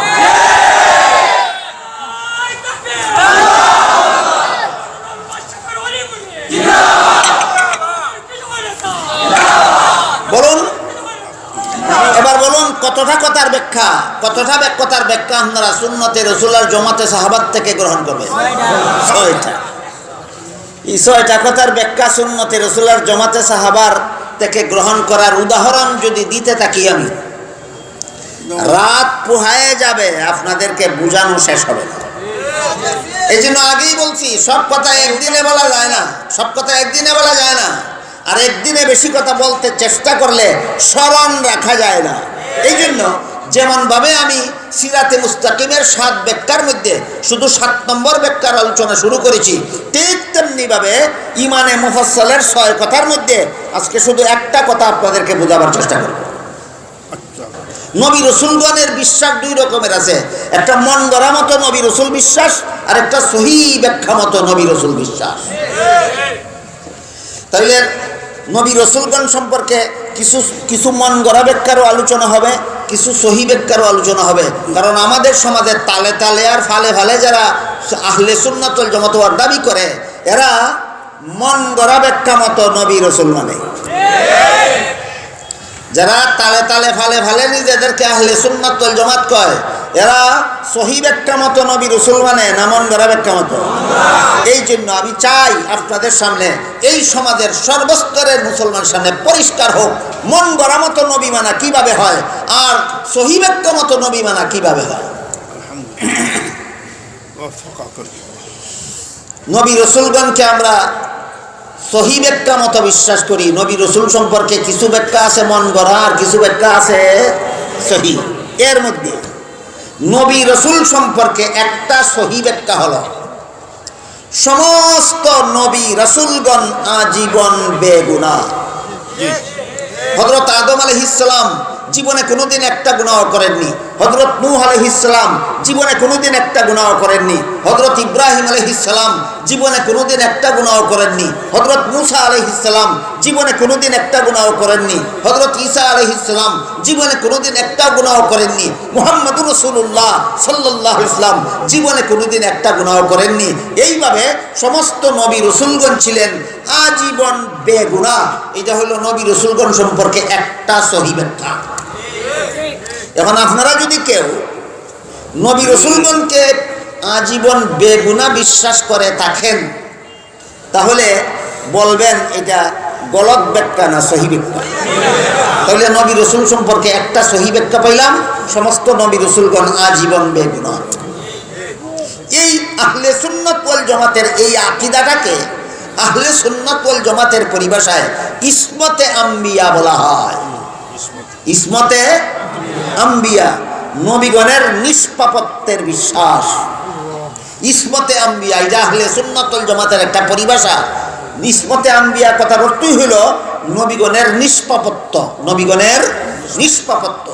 আপনারা যারা নবীগণ রসুলগণকে সহি ব্যাখ্যা মতো বিশ্বাস করেন, বলুন তো একটু দয়া করে কোন নবী কি পরিমাণ গুনাহ করেছিলেন? কোন নবী জীবনে কোনোদিন একটা গুনাহ করেননি। এইবার একটা প্রশ্ন করব, জবাব দিবেন না কেন? ঠিকও বলবেন না, বেঠিকও বলবেন না, বলার দায়িত্ব আমার। শুধু প্রশ্নটা আপনাদেরকে বুঝাবো। বলেন, প্রশ্ন বুঝাইলেই জবাব দিয়া ফেলবেন? না না, চোখ থাকবেন, সতর্কতার সাথে কাজ করতে হবে। বারবার বলছি যে এটা সহজ ব্যাপার নয়। এটা বাঙালে বাঙ্গাইব দূরের কথা, পণ্ডিতেরই ভাটে। হযরত আদম আলাইহিস সালামকে আল্লাহ পাক রব্বুল আলামিন জান্নাতে দিলেন। জান্নাতের ভিতরে তার বিবি হাওয়াকে বানাইলেন, বানায়া কইলেন, ইয়া আদম উসকুন আনতা ওয়া যাওজুকাল জান্নাতা ওয়া কুলা মিনহা রাগাদান হাইসু শিতুমা ওয়ালা তাকরাবা হাযিহিস শাজারাতা ফাতাকুনা মিনাজ জালিমিন। হে আদম হাওয়া, জান্নাতে যেখানে ইচ্ছা বসবাস করো, সব রকমের ফলমূল খাও। একটা গাছ দেখিয়ে বললেন, এই গাছের ফল খাবে দূরের কথা, এর ধারে কাছেও যেও না। এই কথাগুলি আজকে নতুন শুনলেন, আরো শুনতেন? আরো শুনে থাকলে বলুন তো, আল্লাহ আদম হাওয়াকে জান্নাতে একটা গাছের ফল খেতে নিষেধ করেছিলেন কিনা? শেষ পর্যন্ত শয়তানের দুকায় পড়ে নিষিদ্ধ গাছের ফল খেয়েছিলেন কিনা? ছিলেন। তাহলে আল্লাহর নিষেধটা পালন হইল আদমের পক্ষ থেকে, না লঙ্ঘন হইল? আল্লাহর আদেশ নিষেধ লঙ্ঘন করলেই তো গুনাহ হয়। তাহলে আদম নবী বেগুনাহ রইল কিভাবে? আগেই কইছি, জবাব দিবেন না, চুপ থাকুন, চুপ থাকুন। এই প্রশ্নের জবাব আপনারা দিলে আমি আসলাম কেন? এই প্রশ্নের জবাব আপনারা দিলে হবে না, এটার জবাবের জন্য আমরা আছি। প্রশ্ন বুঝলেন কিনা দেখুন। বলেন, আদম জান্নাতে থাকা অবস্থায় আল্লাহর নিষেধ রক্ষা করলেন না লঙ্ঘন করলেন? আল্লাহর আদেশ নিষেধ লঙ্ঘন করলেই তো গুনাহ হয়। তাহলে আদম বেগুনাহ রইল কিভাবে? প্রশ্ন বুঝলেন কিনা? প্রশ্নের জবাব, মানুষের কোনো কাজের দ্বারা গুনাহ হয় অথবা সওয়াব হয়, দুনিয়ার জীবনে, জান্নাতের জীবনে নয়। বলুন, মানুষের কোনো কাজের দ্বারা সওয়াব হয় অথবা গুনাহ হয় কোন জীবনে? দুনিয়ার জীবনে, জান্নাতের জীবনে নয়। দুনিয়ার জীবনে 4-এর বেশি বিবি রাখা হারাম। দুনিয়ার জীবনে। জান্নাতে এক একজন মুমিনকে কম পক্ষে 72 জন বিবি দেওয়া হবে। হারাম না হালাল? 4-এর বেশি রাখা হারামের বিধান গেল কোথায়? তাহলে হালাল হারামের বিধান জান্নাতে না দুনিয়ায়? তাহলে দুনিয়ার জীবনে মানুষের কোনো কাজে সওয়াব হয়, কোনো কাজে গুনাহ হয়। জান্নাতি জীবনে কোনো কাজে সওয়াব নাই, গুনাহ নাই। এবার বলুন, আদম নিষিদ্ধ গাছের ফল খাইছিলেন কোন জীবনে? এটার সাথে যেমন সওয়াবেরও কোনো সম্পর্ক নাই, গুনাহরও কোনো সম্পর্ক নাই। ওইল নিয়ে আদম গুনাহগার না রইল বেগুনাহ? বেগুনাহ। এই ব্যাখ্যাগুলি আমরা পেলাম কোথায়? নবীর সুন্নতে আর সাহাবায়ে কেরামের জমাতে। এই জন্য আমরা আহলে সুন্নাত ওয়াল জামাত। ভালে ভালে আর তালে তালে না, সুন্নতে রাসূল আর জমাতে সাহাবার আদর্শ মতে। সুন্নতে রাসূল আর জমাতে সাহাবার আদর্শ। এইভাবে অনেক নবীর জীবনে এমন কিছু ঘটনা আছে যেইগুলিকে আপনি মন গড়া ব্যাখ্যা করলে নবীকে গুনাহগার সাব্যস্ত করতে পারবেন, কিন্তু সুন্নতে রাসূল আর জমাতে সাহাবার আদর্শ মতো ব্যাখ্যা করলে কোনো নবী তার জীবনের কোনো ঘটনার দ্বারা গুনাহগার সাব্যস্ত হয় না। একবার চট্টগ্রামের এক প্রোগ্রামে গেলাম, 6 জন পণ্ডিত আইলো আমার কাছে কোরআনের একটা শব্দ বস্তু আইয়া জিজ্ঞাসা করে, হুজুর আল্লাহ যে কোরআনে বললেন ইন্না ফাতাহনা লাকা ফাতহাম মুবিনা লিয়াগফিরা লাকাল্লাহু মা তাকাদ্দামা মিন যামবিকা ওয়া মা তাআখার ওয়া ইউতিম্মা নি'মাতাহু আলাইকা ওয়া ইয়াহদিয়াকা সিরাতাম মুস্তাকিমা। এখানে আল্লাহ পাক রব্বুল আলামিন জাম্বিকা শব্দ বলেছেন আমাদের নবীকে সম্বোধন করে আপনার গুনাহ মাফ করার জন্য। গুনাহ শব্দটাকে আল্লাহ কার প্রতি সম্পর্কিত করেছেন? আমাদের নবীর প্রতি। কয় এইটা বুঝতাম হয়েছে কত পণ্ডিত? 6 পণ্ডিত। আমি বললাম 30 পারা কোরআনের মধ্যে আর বাকি সব শব্দ বোঝা শেষ হয়ে গেছে। বলেন না, খালি এটা লই আইসো বলে কয় এটা লইয়া আমার মধ্যে একটু ঝগড়া লাগছে এই কারণে। আমি বললাম ঠিক আছে, নবীর গুনাহ শব্দ লইয়া ঝগড়া লাগছে এই কারণে আইসো। আমি যদি একটু সময়ের জন্য মানে নেই যে এখানে নবীর গুনাহ বলতে আমাদের নবীর গুনাহ বলতে নবী বাস্তবিকই নবী গুনাহ করেছিলেন, এটা যদি আমি একটু সময়ের জন্য মানে নেই, তাহলে কি তোমরা এই নবীকেই সত্যের মাপকাঠি মানবে যেই নবীরে আল্লাহ গুনাহগার না? বুঝতে পারেন না এই বিষয়টা। তার দাবি হইল সত্যের মাপকাঠি হইল রসুল, সাহাবায়ে কেরাম সত্যের মাপকাঠি না। এই কারণে ঝগড়াটা লাগছে আর মীমাংসার জন্য আমার কাছে আইছে। আমি কইলাম যে তোমরা তো জাম্বুকা শব্দ লিয়া ঝগড়া, এই জাম্বুকা অর্থ তোমার গুনাহ। আল্লাহ আমাদের নবীকে বলতেছেন তোমার গুনাহ, তাহলে তো গুনাহ নবীর গুনাহ আল্লাহ কোরআনেই কইছেন, তাহলে নবী বেগুনাহ রইলেন কোথায়? এই তো ঝগড়ার মূল কারণ। আমি বললাম যে একটু সময়ের জন্য যদি আমি তোমরা মাইনা নেই যে আমাদের নবী গুনাহগার, তাহলে তো তোমরা সাহাবায়ে কেরাম করে তো সত্যের মাপকাঠি মানোই না, তারা গুনাহ করেন বলে। আল্লাহ যে তোমার নবীর এখন গুনাহগার কইলেন, তোমার নবী সত্যের মাপকাঠি থাকেন কোথায়? এখন আক্কা বাক্কা হয়ে গেছে। আমি কইলাম তোমার নবীরে আল্লাহ কোরআনে গুনাহগার কইছেন, মাপকাঠি কেমনে রইলেন? এই প্রশ্নের জবাব যেদিন নিয়ে আসবে ওই দিন আমি তোমাদেরকে আয়াতের অর্থ বুঝাই দেব। আসল কথা হইল যে আল্লাহ পাক রব্বুল আলামিন কোরআনের বিভিন্ন আয়াতে বিভিন্ন নবীদের সম্পর্কে গুনাহ শব্দটা ব্যবহার করেছেন মূল অর্থে নয়, রূপক অর্থে। এই কথাটা পাইলাম কই? সুন্নতে রাসূল আর জমাতে সাহাবায় পাইলাম। আমি যদি মন গড়া মতো ব্যাখ্যা করি, আমি বলবো আল্লাহ বলছেন নবী গুনাহগার, নবী গুনাহগার হই। আর যদি সুন্নতে রাসূল আর জমাতে সাহাবার আদর্শ মতো ব্যাখ্যা করি, তাহলে দেখা যাবে নবীর সুন্নত বলে এখানে মূল গুনাহ বুঝাবার জন্য নয়, সাহাবায়ে কেরামের জমাতের আদর্শ বলে এখানে মূল গুনাহ বুঝাবার জন্য নয়, এখানে রূপক অর্থে বলা হয়েছে। মূল অর্থ আর রূপক অর্থের পার্থক্য যদি কেউ না বুঝেন, এমন অল্প শিক্ষিত তো থাকতে পারে, তাদের জন্য একটা উদাহরণ দিই শুনুন। বাপে তার ছেলেরে কইল, এই এখন লেখাপড়ার সময়, এখন খেলাত গেলে তোমাকে জব করে ফেলবো। কয় না দমক দিয়া, কি করে ফেলবো? কিসে জব কেমনে করে? মাথার চুল কাটিয়া, নাকান কাটিয়া, গলা কাটিয়া জব করে, গলা কাটিয়া। এরপরেও ছেলে লেখাপড়ায় না বিয়া খেলতেই গেল। কোন বাপে করছে জব? করছে দুনিয়ার কোন বাপে? অনেক বাপই তো ছেলের কয় এইটা করলে তোর জব করবো, ওইটা করলে তোর মেরে ফেলবো, কয় কিনা? কোন বাপে জব করছে? করছে না। কইল কেন? ধমক। সত্যই জব করবে বুঝাবার জন্য না ধমক বুঝাবার জন্য? এইখানে এখন বুঝছেন মূল অর্থ আর রূপক অর্থ কারে কয়? আল্লাহ পাক রব্বুল আলামিন যত জায়গায় যত নবীরে গুনাহ শব্দ ব্যবহার করেছেন মূল অর্থে নয়, সত্যই জেনে শুনে আল্লাহর অবাধ্য হয়েছিলেন সেই অর্থে নয়, সামান্য ব্যাপারে নবীকে ধমক দেওয়ার জন্য বলেছেন। এটার নাম মূল অর্থ না রূপক অর্থ? এটার নাম রূপক অর্থ।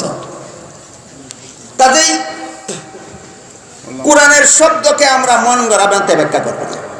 কোরআনের যে কোনো শব্দের ব্যাখ্যা সহি হইল না গলত হইল, আমরা সুন্নতে রাসূলের মাপকাঠি মতে করব, সাহাবায়ে কেরামের জমাতের মাপকাঠি মতে করব, তবেই আমরা আহলে সুন্নাতুল জামাতের অন্তর্ভুক্ত। মূল কথার দিকে ফিরে যাই। আজকের মতো শুধু নবী রাসূলগণের কিছু সহি ব্যাখ্যা আর কিছু গলত ব্যাখ্যার আলোচনা হবে। বলুন তো নবী রাসূলগণ সম্পর্কে আজকে একটা সহি ব্যাখ্যা কি পাইলাম? সমস্ত নবী রাসূলগণ আজীবন নিষ্পাপ বেগুনাহ। আহলে সুন্নাতুল জামাতের পরিভাষায় এই নবীগণের নিষ্পাপত্বকে কোন শব্দের দ্বারা ব্যক্ত করা হয়? মাসুম। আর মাসুম হওয়াটাকে বলে নিষ্পাপত্ব, ইসমতে আম্বিয়া।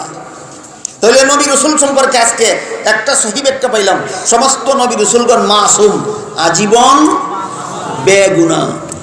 আর এক রকম বেগুনাহ আছে, এরারে আহলে সুন্নাত ওয়াল জামাতের ভাষায় মাসুম কয় না, এরারে আহলে সুন্নাত ওয়াল জামাতের ভাষায় মাগফুর কয়, মাগফুর। নবীগণ হলেন মাসুম আর আমাদের নবীর সাহাবাগণ হইলেন মাগফুর। মাগফুর এমন বেগুনারে কয় যে বেগুনা আগে গুনাহ করছিল, কিন্তু এমনভাবে নিজেরে সংশোধন করিয়া, এমনভাবে তওবা করিয়া আল্লাহরে খুশি করছে যে আল্লাহ এরা সংশোধন হওয়ার উপর, তওবা করার উপর সন্তুষ্ট হইয়া দুনিয়ার জীবনে কোরআনের আয়াত নাজিল করে আল্লাহ এদের গুনাহ ক্ষমা করার ঘোষণা দিয়েছেন। হযরত ওমর ফারুক রাদিয়াল্লাহু তাআলা আনহু যেদিন তরবারি হাতে নিয়ে মুহাম্মদুর রাসূলুল্লাহকে হত্যা করার জন্য রওনা হয়েছিলেন, ওই দিনের কাজটা কোনো গুনার কাজ ছিল না। নবীকে হত্যা করার জন্য রওনা হওয়া কোনো গুনার কাজ নয়। করেছিলেন কিনা? এই গুনাহ হযরত উমরের এই গুনাহ কি সংশোধন করেছিলেন? তওবা করেছিলেন? আল্লাহ কি মাফ করে দিয়েছিলেন? দিয়েছিলেন। সুতরাং আমাদের নবীর সাহাবাগণ কেমন বেগুনাহ, মাগফুর, আর নবী রাসূলগণ কেমন বেগুনাহ, মাসুম। বুঝা থাকলে বলুন, নবী বেগুনাহ আর সাহাবা বেগুনাহ বেশ কম আসেনি। নবী বেগুনাহ মানে জীবনে গুনাহ করছেনই না, আর সাহাবা বেগুনাহ মানে যত গুনাহ করেছিলেন আল্লাহ সব মাফ করে দিয়েছেন।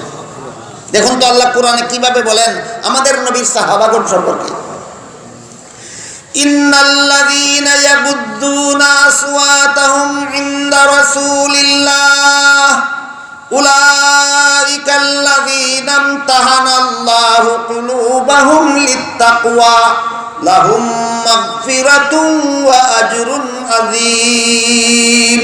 নিশ্চয়ই আল্লাহর রাসূলের কাছে যারা আস্তে কথা বলে এরা হইল আবু জাহেল আর আবু লাহাব। না, আল্লাহর রাসূলের কাছে আস্তে কথা বলে বর্তমান দুনিয়ার কোন মুসলমান? তাহলে কারা? একমাত্র সাহাবায়ে কেরাম। আল্লাহ বলেন আমার নবীর কাছে যারা আস্তে কথা বলে একমাত্র সাহাবায়ে কেরাম। আল্লাহ পাক রব্বুল আলামিন বলেন লাহুম মাগফিরাতুন, এদের অতীতের ভুল ত্রুটি গুনাহ খাতা আমি আল্লাহ মাফ করে দিলাম। বলুন আপনাদের নবীর সাহাবায়ে কেরামের কোন গুনাহ বাকি আছে না? আল্লাহ সব গুনাহ মাফ করে দিয়েছেন, মাফ করে দিয়েছেন। এবং চিরকালের জন্য মুহাম্মদুর রাসূলুল্লাহ সাহাবাগণের প্রতি আল্লাহ সন্তুষ্টির ঘোষণা করেছেন। আল্লাহ বলেন রাদিয়াল্লাহু আনহুম ওয়া রাদু আনহু। আমার নবীর সাহাবাগণ যেমন ভাবে আল্লাহর প্রতি সন্তুষ্ট, আল্লাহও এই নবীর সমস্ত সাহাবাগণের প্রতি চিরকালের জন্য সন্তুষ্ট। গুনাহ বাকি আছে এই জন্য সন্তুষ্ট না গুনাহ মাফ হয়ে গেছে? এই জন্য আহলে সুন্নাত ওয়াল জামাতের আকীদা মতে সাহাবায়ে কেরামের সমালোচনা করা হারাম। গুনাহ বাকি রয়েছে এই কারণে না গুনাহ মাফ হয়ে গেছে সেই কারণে? তিরমিজি শরীফের হাদিস, রাসূল করিম সাল্লাল্লাহু আলাইহি ওয়াসাল্লাম বলেন ইযা রাআইতুমুল্লাযীনা ইয়াসুব্বুনা আসহাবি ফাকুলু লানাতুল্লাহি আলা শাররিকুম। হে আমার উম্মত মুসলমানেরা, তোমরা যখন ওই সমস্ত লোকদের দেখতে পাবে যারা আমার সাহাবাগণের সমালোচনা করে, তাদেরকে বলে দিও আমার নবীর সাহাবীর সমালোচনা যেই করবে তার উপরই আল্লাহর লানত। তাহলে সাহাবায়ে কেরামের সমালোচনা করলে আল্লাহর লানত কেন? এরার গুনাহ বাকি রইছে না মাফ হইয়া গেছে? যেমন গুনাহগারকে আহলে সুন্নাত ওয়াল জামাতের পরিভাষায় কি বলে? মাগফুর। এমন গুনাহগারকে কি বলে? মাগফুর। সাহাবা কারে কয়? ইমানদার অবস্থায় যেই ব্যক্তি রাসূলকে দেখছে অথবা রাসূলে যে ইমানদারকে দেখছে, এই ব্যক্তি যদি ইমানদার অবস্থায় ইন্তেকাল করে তারে সাহাবী কয়। আহলে সুন্নাত ওয়াল জামাতের আকীদা মতো মুহাম্মদুর রাসূলুল্লাহর যে কোনো একজন সাহাবীর মর্যাদা সারা দুনিয়ার সর্বযুগের সমস্ত ওলিয়া উলিয়াগণের চেয়ে শ্রেষ্ঠ।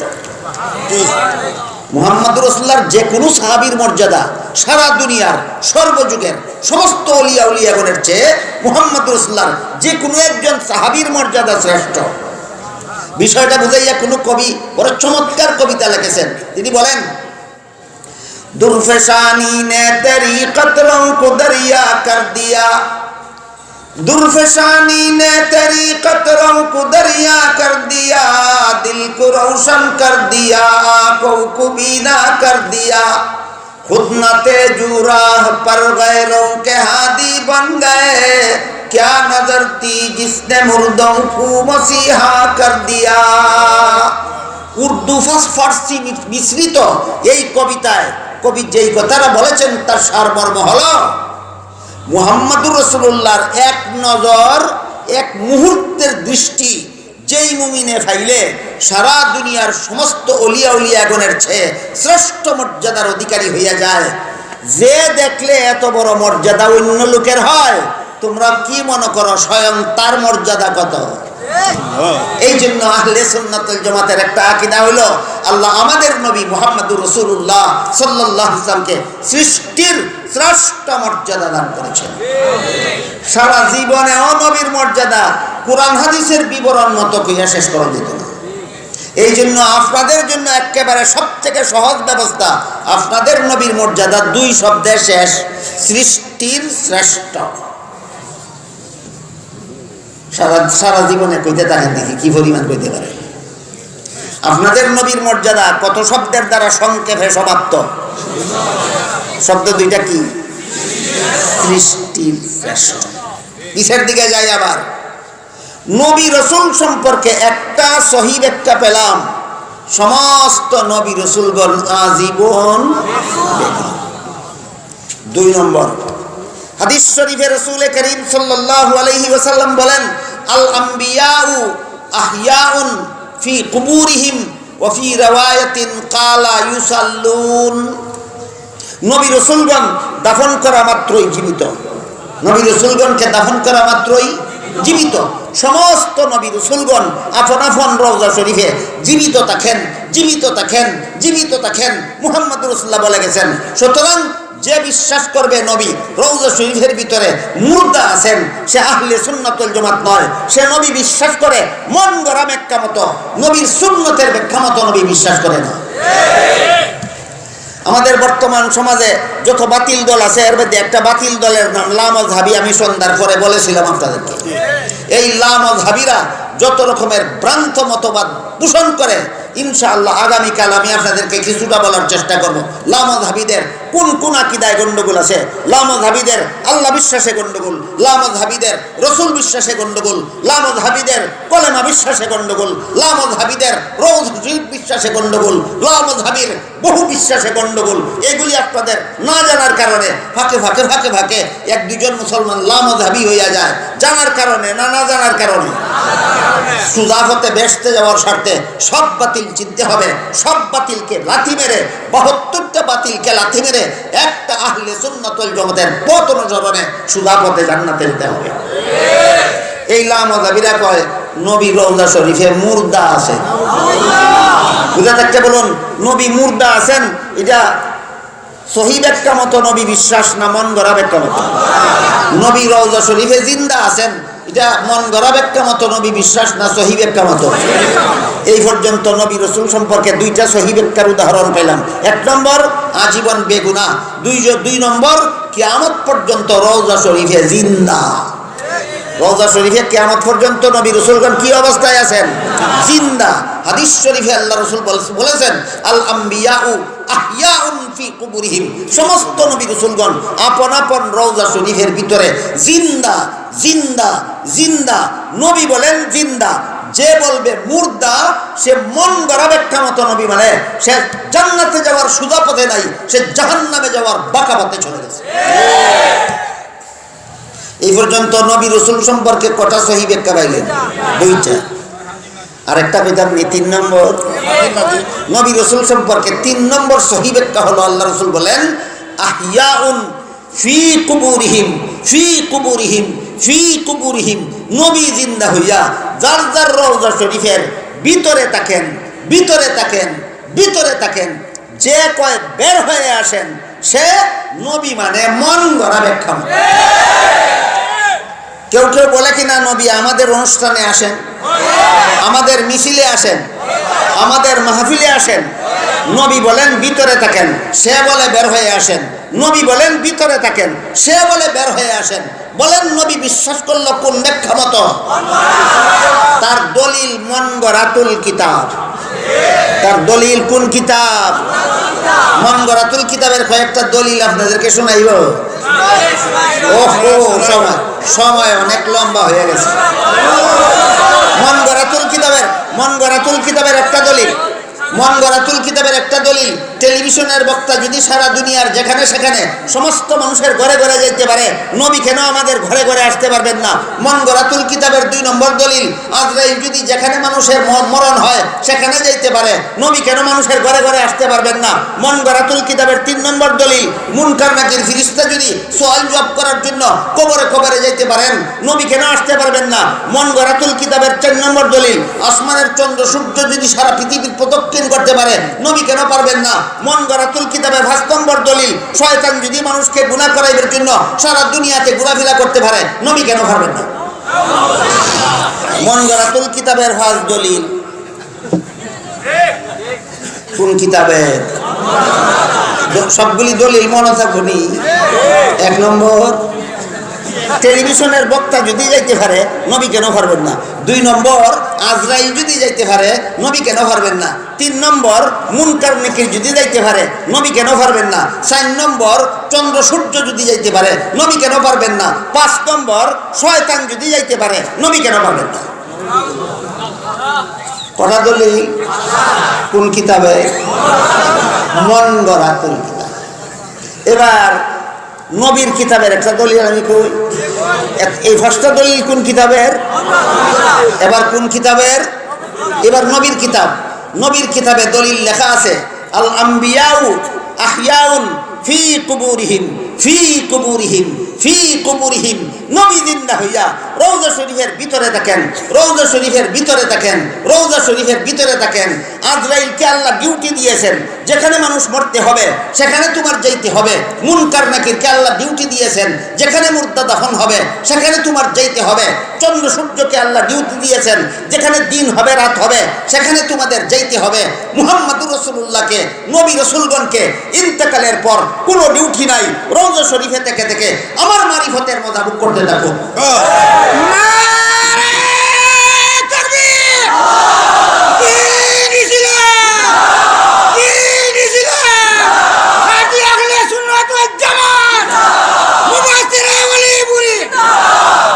বুঝে থাকলে এবার বলুন, নবী রসুল সম্পর্কে আজকে কতটা সহি ব্যাখ্যা পাইলাম? 1 নম্বর, আজীবন বেগুনাহ। 2 নম্বর, দাফন করা মাত্র জিন্দা। 3 নম্বর, টেলিভিশনের বক্তা যদি আসতে পারে, নবী আসতে পারবেন না কেন? না, এটা নবী রসুল সম্পর্কে 3 নম্বর সহি ব্যাখ্যা না, এটা একটা মন গড়া ব্যাখ্যা। এই ব্যাখ্যার পক্ষে দলিল আছে 5টা। এই ব্যাখ্যার পক্ষে দলিল আছে কোন কিতাবে? মনগড়াতুল কিতাবের। আর নবী কোথাও যান না, রওজা শরীফের ভিতরে আছেন, এইটার পক্ষে দলিল আছে অনেক। এর মধ্যে আজকে একটা দলিল কইছি, এটা রসুলের কিতাবের হাদিস শরীফে উল্লেখ আছে, এটা একটা সহি হাদিস। আল্লাহ রসুল বলেন, নবীগণ জীবিত হয়ে রওজা শরীফের ভিতরে থাকেন, ভিতরে থাকেন, ভিতরে থাকেন। আপনারা যদি অনুমতি দেন তার 2-4 মিনিট এতক্ষণ পর্যন্ত শুনেন, এতক্ষণ পর্যন্ত মাত্র নবী রসুল সম্পর্কে 3টা সহি ব্যাখ্যার কথা কইছি। কটা? আরো অনেক রয়েছে বাকি, আজকে বাকিই থাকবো। ঠিক? হ্যাঁ, আরো একটা কথা আছে, শুনেন। এই যে 3টা সহি ব্যাখ্যা কইলাম নবী রসুল সম্পর্কে, এটা কোন নবী? সমস্ত নবী, সমস্ত নবীগণ আজীবন বেগুনাহ, সমস্ত নবীগণ দাফন করা মাত্র জিন্দা, সমস্ত নবীগণ রওজা শরীফের ভিতরে দেখেন। বুঝে দেখতে বলুন, এই 3টা সহি ব্যাখ্যা যে নবী রসুল সম্পর্কে বলা হইল আপনাদের সামনে, এটা কোন নবীর? সমস্ত নবী। কিন্তু আমাদের নবী হাদিস শরীফে বলেন, ইন্নাল্লাহা ফাদ্দালানি আলাল আম্বিয়া ওয়া ফাদ্দালা উম্মতি আলাল উমাম। আল্লাহ পাক রব্বুল আলামিন আমাকে সমস্ত নবীগণের উপর শ্রেষ্ঠ মর্যাদা দান করেছেন, আর আমার উম্মতকে সকল নবীর উম্মতের উপর শ্রেষ্ঠ মর্যাদা দান করেছেন। এই হাদিসে রসুল কি বলে দিলেন? আমাদের নবীর মর্যাদা সমস্ত নবীর সমান না শ্রেষ্ঠ? নবী, আমাদের নবী জিন্দা থাকলে শ্রেষ্ঠ প্রমাণ হয় অন্যদের চেয়ে? না, আমাদের নবী বেগুনাহ থাকলে অন্য নবীর চেয়ে শ্রেষ্ঠ প্রমাণ হয়। আমাদের নবী রওজা শরীফের ভিতরে থাকলে অন্য নবীর চেয়ে শ্রেষ্ঠ প্রমাণ হয় না। তাহলে আমাদের নবীর আলাদা মর্যাদা নবী ঘোষণা করে গিয়েছেন। কাজে আমাদের নবীর আলাদা মর্যাদাটাও আপনি মন গড়া মতে দিলে হবে না। আমাদের নবীর আলাদা মর্যাদাটা কোন ব্যাখ্যা মতো, সেই ব্যাখ্যাও নবীর সুন্নত থেকে গ্রহণ করতে হবে, সাহাবায়ে কেরামের জমাত থেকে গ্রহণ করতে হবে। বুঝে একটা বলুন, শুধু আমাদের নবী বেগুনা না সকল নবী বেগুনা? শুধু আমাদের নবী জিন্দা না সকল নবী জিন্দা? শুধু আমাদের নবী রওজা শরীফের ভিতরে থাকেন না সকল নবী আমাদের রওজা শরীফের ভিতরে থাকেন?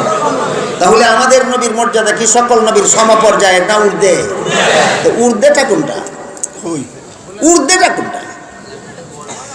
অনেক মানুষ আছে আমাদের সমাজে নবীর গুণ গাইতে, আমাদের নবীর গুণ গাইতে গিয়া টেলিভিশনের বক্তার গুণে সমগুণে গুণান্বিত করে। যারা আমাদের নবীর গুণ গাইতে গিয়া টেলিভিশনের বক্তা যদি পারে, আমাদের নবী পারবেন না কেন বলে? যারা আমাদের নবীর গুণ গাইতে গিয়া আজরাইল ফেরেশতা যদি পারে, আমাদের নবী পারবেন না কেন বলে? যারা আমাদের নবীর গুণ গাইতে গিয়া মুনকার নাকির ফেরেশতা যদি পারে, আমাদের নবী পারবেন না কেন বলে? এই সমস্ত মন গড়াতুল কিতাবের দলিলের দ্বারা আমাদের নবীর আলাদা মর্যাদা প্রমাণ হয় না টেলিভিশনের বক্তার সমান হয়? এই সমস্ত মন গড়াতুল কিতাবের দলিলের দ্বারা আমাদের নবীর আলাদা মর্যাদা প্রমাণ হয় না আজরাইল ফেরেশতার সমান হয়? আলাদা মর্যাদা প্রমাণ হয় না মুনকার নাকির ফেরেশতার সমান হয়? আমাদের নবী কি বলেছেন? আমি অন্য কারো সমান মর্যাদায় মর্যাদাশীল না সৃষ্টির শ্রেষ্ঠ? তাহলে সত্যই যদি আমাদের নবীর মর্যাদা বলতে চাও, সত্যই যদি শানে রসুল মানুষকে বুঝাইতে চাও, মনকে জিগাও, আগে নিজে বুঝছনি? আগে নিজে বুঝন লাগবো নি? আগে নিজে বুঝন লাগবো তো। আমি যদি আমাদের নবীর আলাদা মর্যাদা পেয়ে বলি তিনি হায়াতুন নবী, হইল নি কেন? সকল নবীর গুণ তো হায়াতুন নবী। আমি যদি আমাদের নবীর আলাদা মর্যাদা বুঝাইতে গিয়া বলি তিনি জিন্দা, হইল নি আমাদের নবীর আলাদা মর্যাদা না সকল নবী জিন্দা? আমি যদি আমাদের নবীর মর্যাদা বুঝাইতে গিয়া বলি আমাদের নবী রওজা শরীফের ভিতরে দেখেন, এটা আমাদের নবীর আলাদা মর্যাদা হইল না সকল নবীর মর্যাদা হইল? তাইলে আজকের থেকে বুঝে নিন, শানে রসুল শানে রসুল শানে রসুল যারা জফে, নবীর মর্যাদা যারা জফে, গুড়ার ডিমও বুঝে না আমাদের নবীর আলাদা মর্যাদা। আমাদের নবীর আলাদা মর্যাদা যদি বলতে হয়, এমন গুণের কথা বলতে হবে যেটা টেলিভিশনের বক্তার মধ্যেও নাই, এমন গুণের কথা বলতে হবে যেটা আজরাইল ফেরেশতার মধ্যেও নাই। আমাদের নবীর আলাদা গুণ যদি বলতে হয়, এমন গুণের কথা বলতে হবে যেটা মুনকার নাকির ফেরেশতার মধ্যে নাই, যেটা আকাশের চন্দ্র সূর্যের মধ্যে নাই। আর শয়তানের সাথে যে আমাদের নবীর তুলনা করবে তার তো ইমানই নাই। বুঝা থাকলে আবার বলুন, আমাদের নবী সকল নবীর সমমর্যাদায় মর্যাদাশালী না আলাদা মর্যাদা? আলাদা মর্যাদা তো বলতে হবে। আমাদের নবীর আলাদা মর্যাদা কি কি?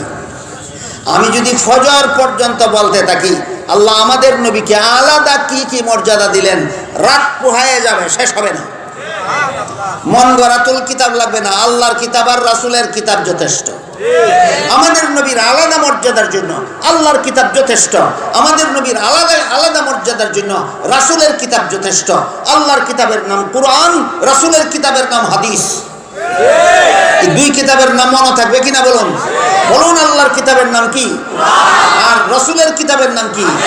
বাস, আমাদের নবীর আলাদা মর্যাদার জন্য দুই কিতাব যথেষ্ট। আপনারা অনুরোধ রক্ষা করার জন্য আল্লাহর কিতাব থেকে আমাদের নবীর আলাদা মর্যাদার একটা উদাহরণ দিব, আর রাসূলের কিতাব থেকে আমাদের নবীর আলাদা মর্যাদার একটা উদাহরণ দেব।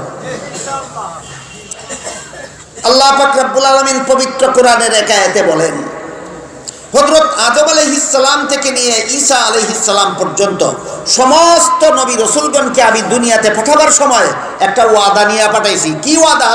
দুনিয়াতে যাও, মুহাম্মদুর রাসূলুল্লাহকে যদি পাও তাহলে তার উপর ঈমান আনতে হবে এবং তার দাওয়াত ও তাবলীগের কাজে সহযোগিতা করতে হবে। আদম আলাইহিস সালাম আল্লাহর কাছে এই ওয়াদা দিয়া দুনিয়াতে আসেন, নূহ আলাইহিস সালাম আল্লাহর কাছে এই ওয়াদায় আবদ্ধ হইয়া দুনিয়াতে আসেন, হযরত ইব্রাহিম আলাইহিস সালাম আল্লাহর কাছে এই ওয়াদায় আবদ্ধ হইয়া দুনিয়াতে আসেন, মুসা আলাইহিস সালাম এই ওয়াদায় আবদ্ধ হইয়া দুনিয়াতে আসেন, ঈসা আলাইহিস সালাম এই ওয়াদায় আবদ্ধ হইয়া দুনিয়াতে আসেন।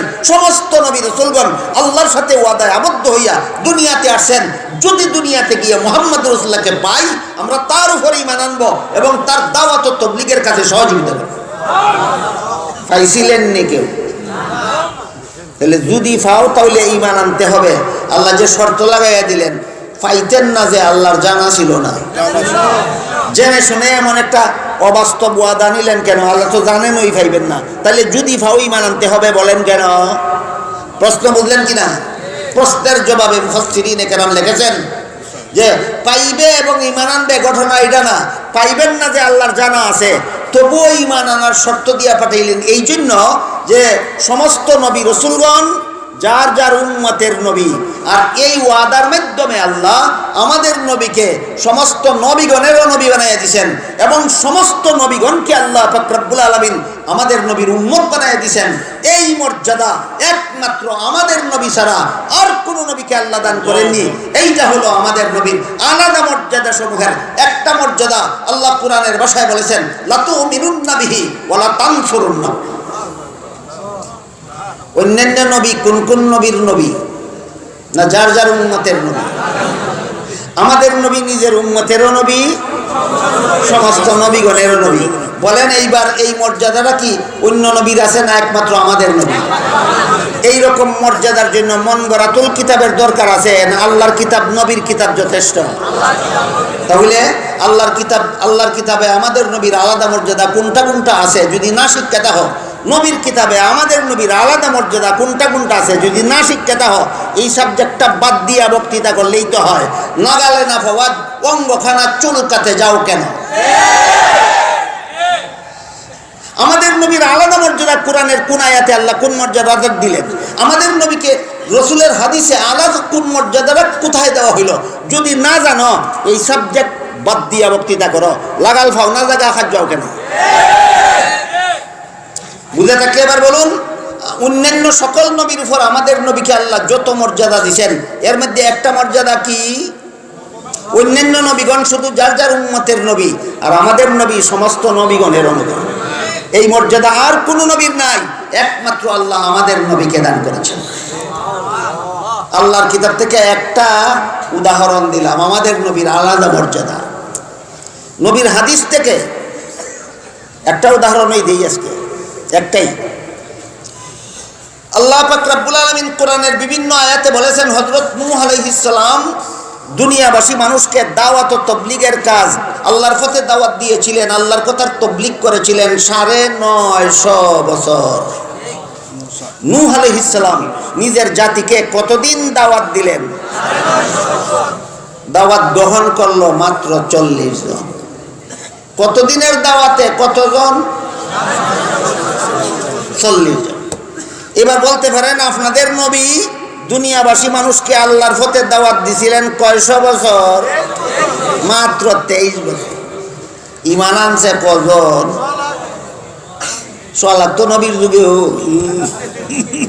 নবী দুনিয়াতে থাকতেই 100 লাখ, আর আপনাদের যুগে 200 কোটি।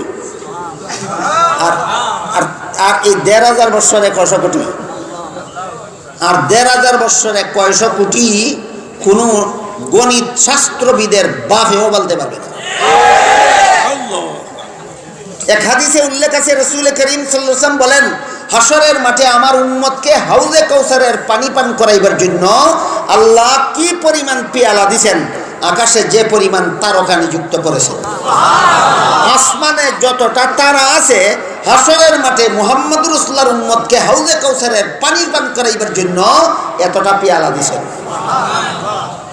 তাইলে তো মোটামুটি একটা ধারণা করা যায়, আইডিয়া করা যায় আমাদের নবীর উম্মতের সংখ্যা আকাশের তারকার পরিমাণ।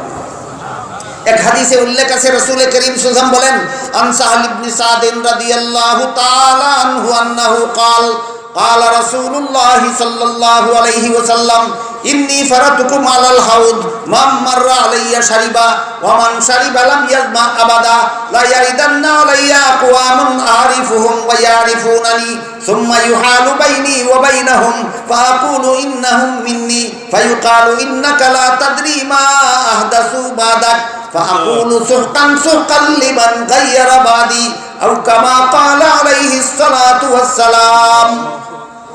এই লম্বা হাদিস আল্লাহ রাসূল বলেন, হাশরের মাঠে সারা দুনিয়ার সমস্ত মানুষ কলিজা ফাটা পিপাসু অবস্থায় দাঁড়াবে। কেমন পিপাসা?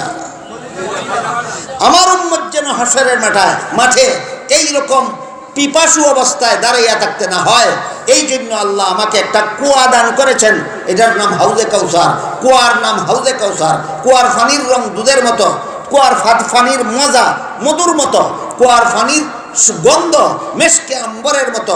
এই কুয়ার পানি এত ঠান্ডা যে হাসরের মাঠে কলিজা ফাটা পিপাসা নিবারণে যথেষ্ট। এই পানির গুণ আল্লাহ রসুল বলেন, হাসরের মাঠে আমার যেই উম্মত হাউজে কাউসারের এক বিন্দু পানি পান করতে পারবে, অনন্তকাল পর্যন্ত আর পানির পিপাসা হবে না। সেই হাউজে কাউসার আল্লাহ শুধুমাত্র আমাদের নবীকে দান করেছেন, আমাদের। হযরত নূহ আলাইহিস সালাম কতদিন দাওয়াত দিয়া কতজন উম্মত পেয়েছিলেন? আপনাদের উম্মত, আপনাদের নবী কতশো বছর দাওয়াত দিলেন? 23 বছর। উম্মত কতজন হয়েছেন? সংখ্যা কোন গণিত শাস্ত্রবিদের বাপেও বলতে পারবে না। হ্যাঁ, হাদিসের দ্বারা যা বোঝা যায়, হাদিসের দ্বারা যা পাওয়া যায়, শেষ বিচারের পরে সমস্ত জান্নাতীরা জান্নাতে যাওয়ার পর হিসাব করে দেখা যাবে সমস্ত জান্নাতীদের 3 ভাগের 1 ভাগ অন্যান্য সকল নবীর উম্মত, আর 3 ভাগের 2 ভাগ জান্নাতি হবে একা মুহাম্মদুর রাসূলুল্লাহ। এইবার একটা নবীর কিতাবের দলিল শুনুন। এটা মন গড়াতুল কিতাব নয়। আল্লাহ রাসূল সাল্লাল্লাহু আলাইহি ওয়াসাল্লাম এক হাদিসে বলেন, তাযাওয়াজুল বুদুদাল বুলুদা ফাইন্নী মুকাসিরুম বিকুমুল উমামা ইয়াউমাল কিয়ামা আও কামা ক্বালা আলাইহিস সালাতু ওয়াস সালাম। হে আমার উম্মত মুসলমানেরা, তোমরা যে বংশের মেয়েদের গর্ভ থেকে বেশি বেশি সন্তান জন্ম হয় সেই বংশে বিয়া করো, করলে তোমার সন্তান বেশি হলে আমার উম্মতের সংখ্যা বেশি হবে। এইটা হবে হাসরের মাঠে সমস্ত নবীগণের পর আমার আলাদা মর্যাদা। সমস্ত নবী সম্মিলিতভাবেও এই পরিমাণ জান্নাতি উম্মত পেয়েছেন না, আমি একা যে পরিমাণ জান্নাতি উম্মত পেয়েছি। এই মর্যাদাটা কোন কোন নবী? আমাদের নবীর আলাদা। মন গড়াতুল কিতাবে আছে না নবীর কিতাবে আছে? নবীর কিতাবে আছে। আমাদের নবীর মুসলমান উম্মতের সংখ্যা তো কেউ বলতে পারবে না। শুধু বিনা হিসাবে জান্নাতি মুসলমানের সংখ্যা হাদিসে উল্লেখ আছে। এক হাদিসে উল্লেখ আছে, রাসূল করিম সাল্লাল্লাহু আলাইহি ওয়াসাল্লাম বলেন, আল্লাহ পাক রব্বুল আলামিন আমাকে বলে দিয়েছেন আমার 70,000 উম্মতকে আল্লাহ বিনা হিসাবে জান্নাতে দিবেন। বলুন আপনাদের নবীর কত হাজার উম্মতকে আল্লাহ শুধু বিনা হিসাবে জান্নাতে দিবেন? আর নূহ নবী সর্বমোট উম্মত পাইছিলেন কজন? 70,000 আর 40-এ 19-20 ব্যবধান না, তুলনাহীন। ঠিক তেমনি ভাবে আমাদের নবীর মর্যাদায় আর অন্য নবীর মর্যাদায় তুলনাহীন ব্যবধান। রাসূল যখন কইলেন যে আল্লাহ আমাকে বলে দিয়েছেন আমার উম্মতের 70,000 ব্যক্তিকে আল্লাহ বিনা হিসাবে জান্নাতে দিবেন, তখন হযরত উমর ফারুক রাদিয়াল্লাহু আনহু প্রশ্ন করলেন, ওগো আল্লাহর রাসূল, আপনার 70,000 উম্মতকে আল্লাহ বিনা হিসাবে জান্নাতে দিবেন, আল্লাহর পক্ষ থেকে বলে দিয়েছেন, আপনার কোনো কৃতিত্ব এখানে নাই, আপনার কোনো সুপারিশের কথা নাই, আপনি কেন তখন সুপারিশ করলেন না যে আমার বিনা হিসাবে জান্নাতি উম্মতের সংখ্যাটা আরো বাড়ায়া দিন? উমর প্রশ্ন করলেন, এই সংখ্যাটা আরো বাড়ায় দেওয়ার জন্য আল্লাহর কাছে সুপারিশ করলেন না কেন? রাসূল বলেন, আমি তখনই আল্লাহর কাছে সুপারিশ করেছি, আল্লাহ আমার বিনা হিসাবে জান্নাতি উম্মতের সংখ্যা আরো বাড়ায় দিন। উমর বলেন, তাহলে সুপারিশ করে কি পাইছেন সেটা বলেন, সুপারিশ করে কি পাইছেন সেটা বলেন। রাসূল বলেন, আমি যখন আল্লাহর কাছে সুপারিশ করলাম, হে আল্লাহ আমার জান্নাত বিনা হিসাবে জান্নাতি উম্মতের সংখ্যাটা আরো বাড়ায় দিন, তখন আল্লাহ পাক রব্বুল আলামিন এমন বাড়াইলেন হিসাব করে অঙ্ক করা যাবে না। আল্লাহ বলে দিলেন, ঠিক আছে, আপনি যখন সুপারিশই করছেন বিনা হিসাবে জান্নাতি উম্মতের সংখ্যা বাড়াইয়া দিতাম, তো আমি নিজের পক্ষ থেকে যে 70,000 দিছিলাম, এই 70,000-এর এক একজনের সাথে আরো 70,000, আরো 70,000, আরো 70,000 দিলাম, আপনার উম্মতকে আমি বিনা হিসাবে জান্নাতে দিলাম। এখন অঙ্কটা কি হবে? 70,000 যোগ 70,000 না 70,000 পূরণ 70,000 সমান 490 কোটি। 490 কোটি মুসলমান উম্মতকে আল্লাহ আমাদের নবীর সুপারিশের কারণে হাসরের বিচারে বিনা হিসাবে জান্নাতে দিবেন। সুপারিশের আশা আছে, নাম কবুল হইয়া গেছে। যারা মন গড়াতুল কিতাব দিয়া নবীর মর্যাদার কথা কয়, এরা কয় নবী হাসরের মাঠে উম্মতের জন্য সুপারিশ করবেন। আমি 100 বার কই করবেন, হাসরের মাঠে করবেনটা পরে কও, কোন কোন সুপারিশ কইরা মঞ্জুর করাইয়া গেছেন দুনিয়াতে থাকতে, এই যে আগে কর। আমার কথা বুঝে থাকলে বলুন, শুধু আখিরাতে নবী উম্মতের পক্ষে সুপারিশ করবেন না দুনিয়াতে অনেক সুপারিশ মঞ্জুর করাই যাবে বিদায় হয়েছেন? এর মধ্যে একটা সুপারিশ মুহাম্মদুর রাসূলুল্লাহর সুপারিশের কারণে হাসরের বিচারে আল্লাহ মুসলমান উম্মতের 490 কোটিকে বিনা হিসাবে জান্নাতে দেবে। এই 490 কোটি বিনা হিসাবে জান্নাতি মুসলমানের তালিকায় আপনাদের কার কার নাম আছে আমি বলে দিতে পারতাম যদি সারা রাত বয়ান করার সুযোগ পেতাম। আপনাদের কার কার নাম আছে আমি বলে দেব, কিন্তু ইনশাআল্লাহ আজকে হবে না। আজকে আরো কিছু জরুরি কথা বাকি রয়েছে, শুনে। আল্লাহ পাক রব্বুল আলামিন আমাদের নবী মুহাম্মদুর রাসূলুল্লাহ সাল্লাল্লাহু আলাইহি ওয়াসাল্লামকে আরেকটা সুসংবাদ দিবেন, যেটা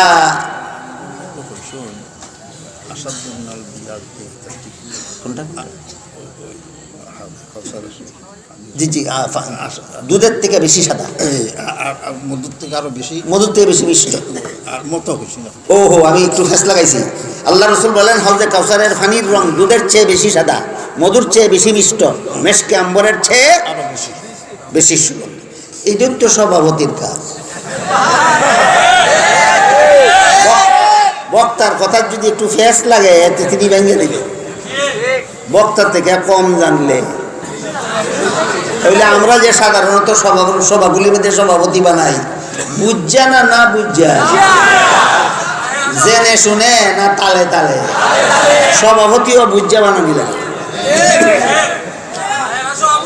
মুহাম্মদুর রাসূলুল্লাহ সাল্লাল্লাহু আলাইহি ওয়াসাল্লামের কাছে আল্লাহ পাক রব্বুল আলামিন একাধারে 15 দিন পর্যন্ত একটা বিশেষ দরকারে, বিশেষ প্রয়োজনে 15 দিন পর্যন্ত ওহী নাজিল বন্ধ রাখলেন। কতদিন? কোন তাফসীরের বিবরণ মতে 15 দিন, কোন তাফসীরের বিবরণ মতে 40 দিন আমাদের নবীর কাছে ওহী বন্ধ ছিল। আমাদের নবী হলেন এই সৃষ্ট জগতের মধ্যে আল্লাহর সবচেয়ে বড় ঘনিষ্ঠ বন্ধু। এটাও স্মরণ রাখেন, আল্লাহর গোটা সৃষ্ট জগতের মধ্যে আল্লাহর সবচেয়ে বড় ঘনিষ্ঠ বন্ধু আছেন মাত্র একজন, তিনি হলেন মুহাম্মদুর রাসূলুল্লাহ সাল্লাল্লাহু আলাইহি ওয়াসাল্লাম। বন্ধুর সাথে বন্ধুর কথাবার্তা বন্ধ থাকলেই মজা, না চালু থাকলে মজা? মুহাম্মদুর রাসূলুল্লাহ আল্লাহর একমাত্র ঘনিষ্ঠ বন্ধুর সাথে ওহী বন্ধ, মানে আল্লাহর কথাবার্তা বন্ধ কমপক্ষে 15 দিন। কমপক্ষে সুযোগ পাইয়া আবু লাহাবের বউকে কয়, ও মুহাম্মদ, তোমার বন্ধুর সাথে তো তোমার ডিসকানেকশন হয়ে গেল, কাটা গায়ে নুন ছিটা দিল নি। এই কারণে নবী নীরবে বসে বসে সময় কাটাইতেন আর কাঁদতেন।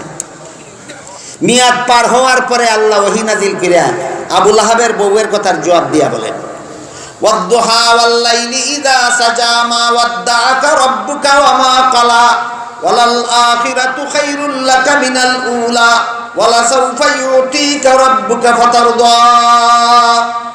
আল্লাহ কতগুলি কসম খাইয়া বলেন, আপনার সাথে আমার ডিসকানেকশন হয়েছে না, আপনার সাথে আমার মনের গরমিল হয়েছে না। একটা বিশেষ প্রয়োজনে আমি কিছুদিন ওহী বন্ধ রেখেছিলাম।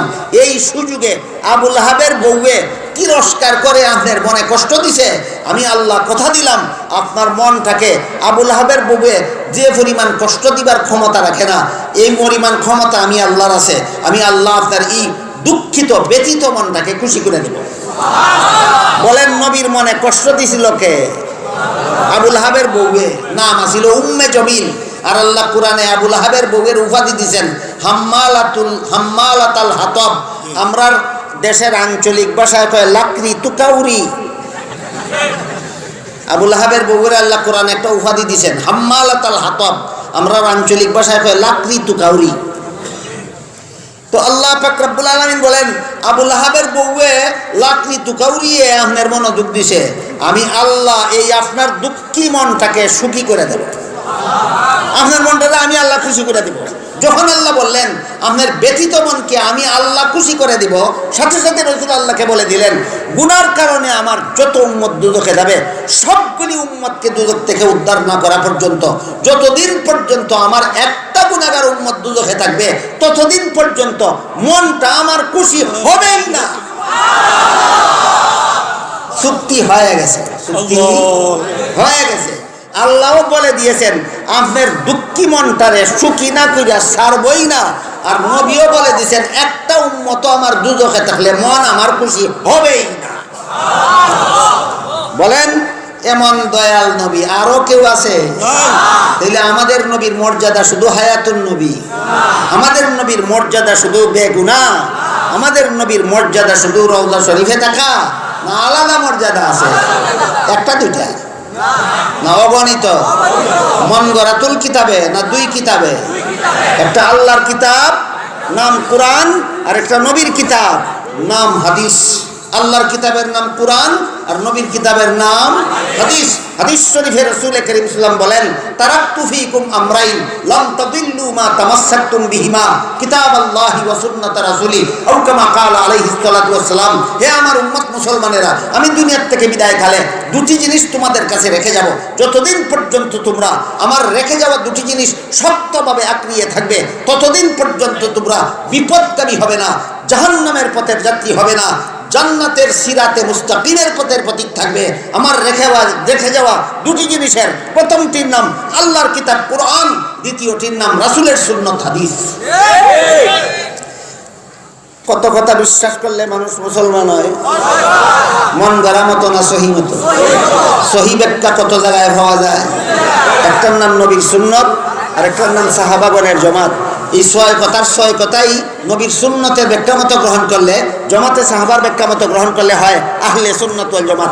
এর মধ্যে আজকে ছয় কথার মধ্যে শুধু 4 নম্বর কথার সামান্য আলোচনা হইল। আমরা নবী রাসূল বিশ্বাস করে মুমিন মুসলমান হয়েছি, বেগুনাহ বিশ্বাস করে আহলে সুন্নাত ওয়াল জামাত হয়েছি, নবী রাসূল বিশ্বাস করে মুসলমান হয়েছি, নবী জিন্দা বিশ্বাস করে আহলে সুন্নাত ওয়াল জামাত হয়েছি। আমরা ছয় কথা বিশ্বাস করে মুমিন মুসলমান হয়েছি, নবী রওজা শরীফের ভিতরে থাকেন বিশ্বাস করে আহলে সুন্নাত ওয়াল জামাত হয়েছি। যারা বলে নবী রওজা শরীফ থেকে বের হয়ে আসেন, তারা আহলে সুন্নাত ওয়াল জামাত থেকে বহিষ্কার। আল্লাহ পাক রব্বুল আলামিন আপনাদেরকে আমাদেরকে সত্যিকারের আহলে সুন্নাত ওয়াল জামাত চিনার, আহলে সুন্নাত ওয়াল জামাতের অন্তর্ভুক্ত হইয়া সুজা পথে জান্নাতে যাওয়ার তৌফিক দান করুন, আমিন। জিন্নুরাইন টিভি, সুস্থ সংস্কৃতির বাহক।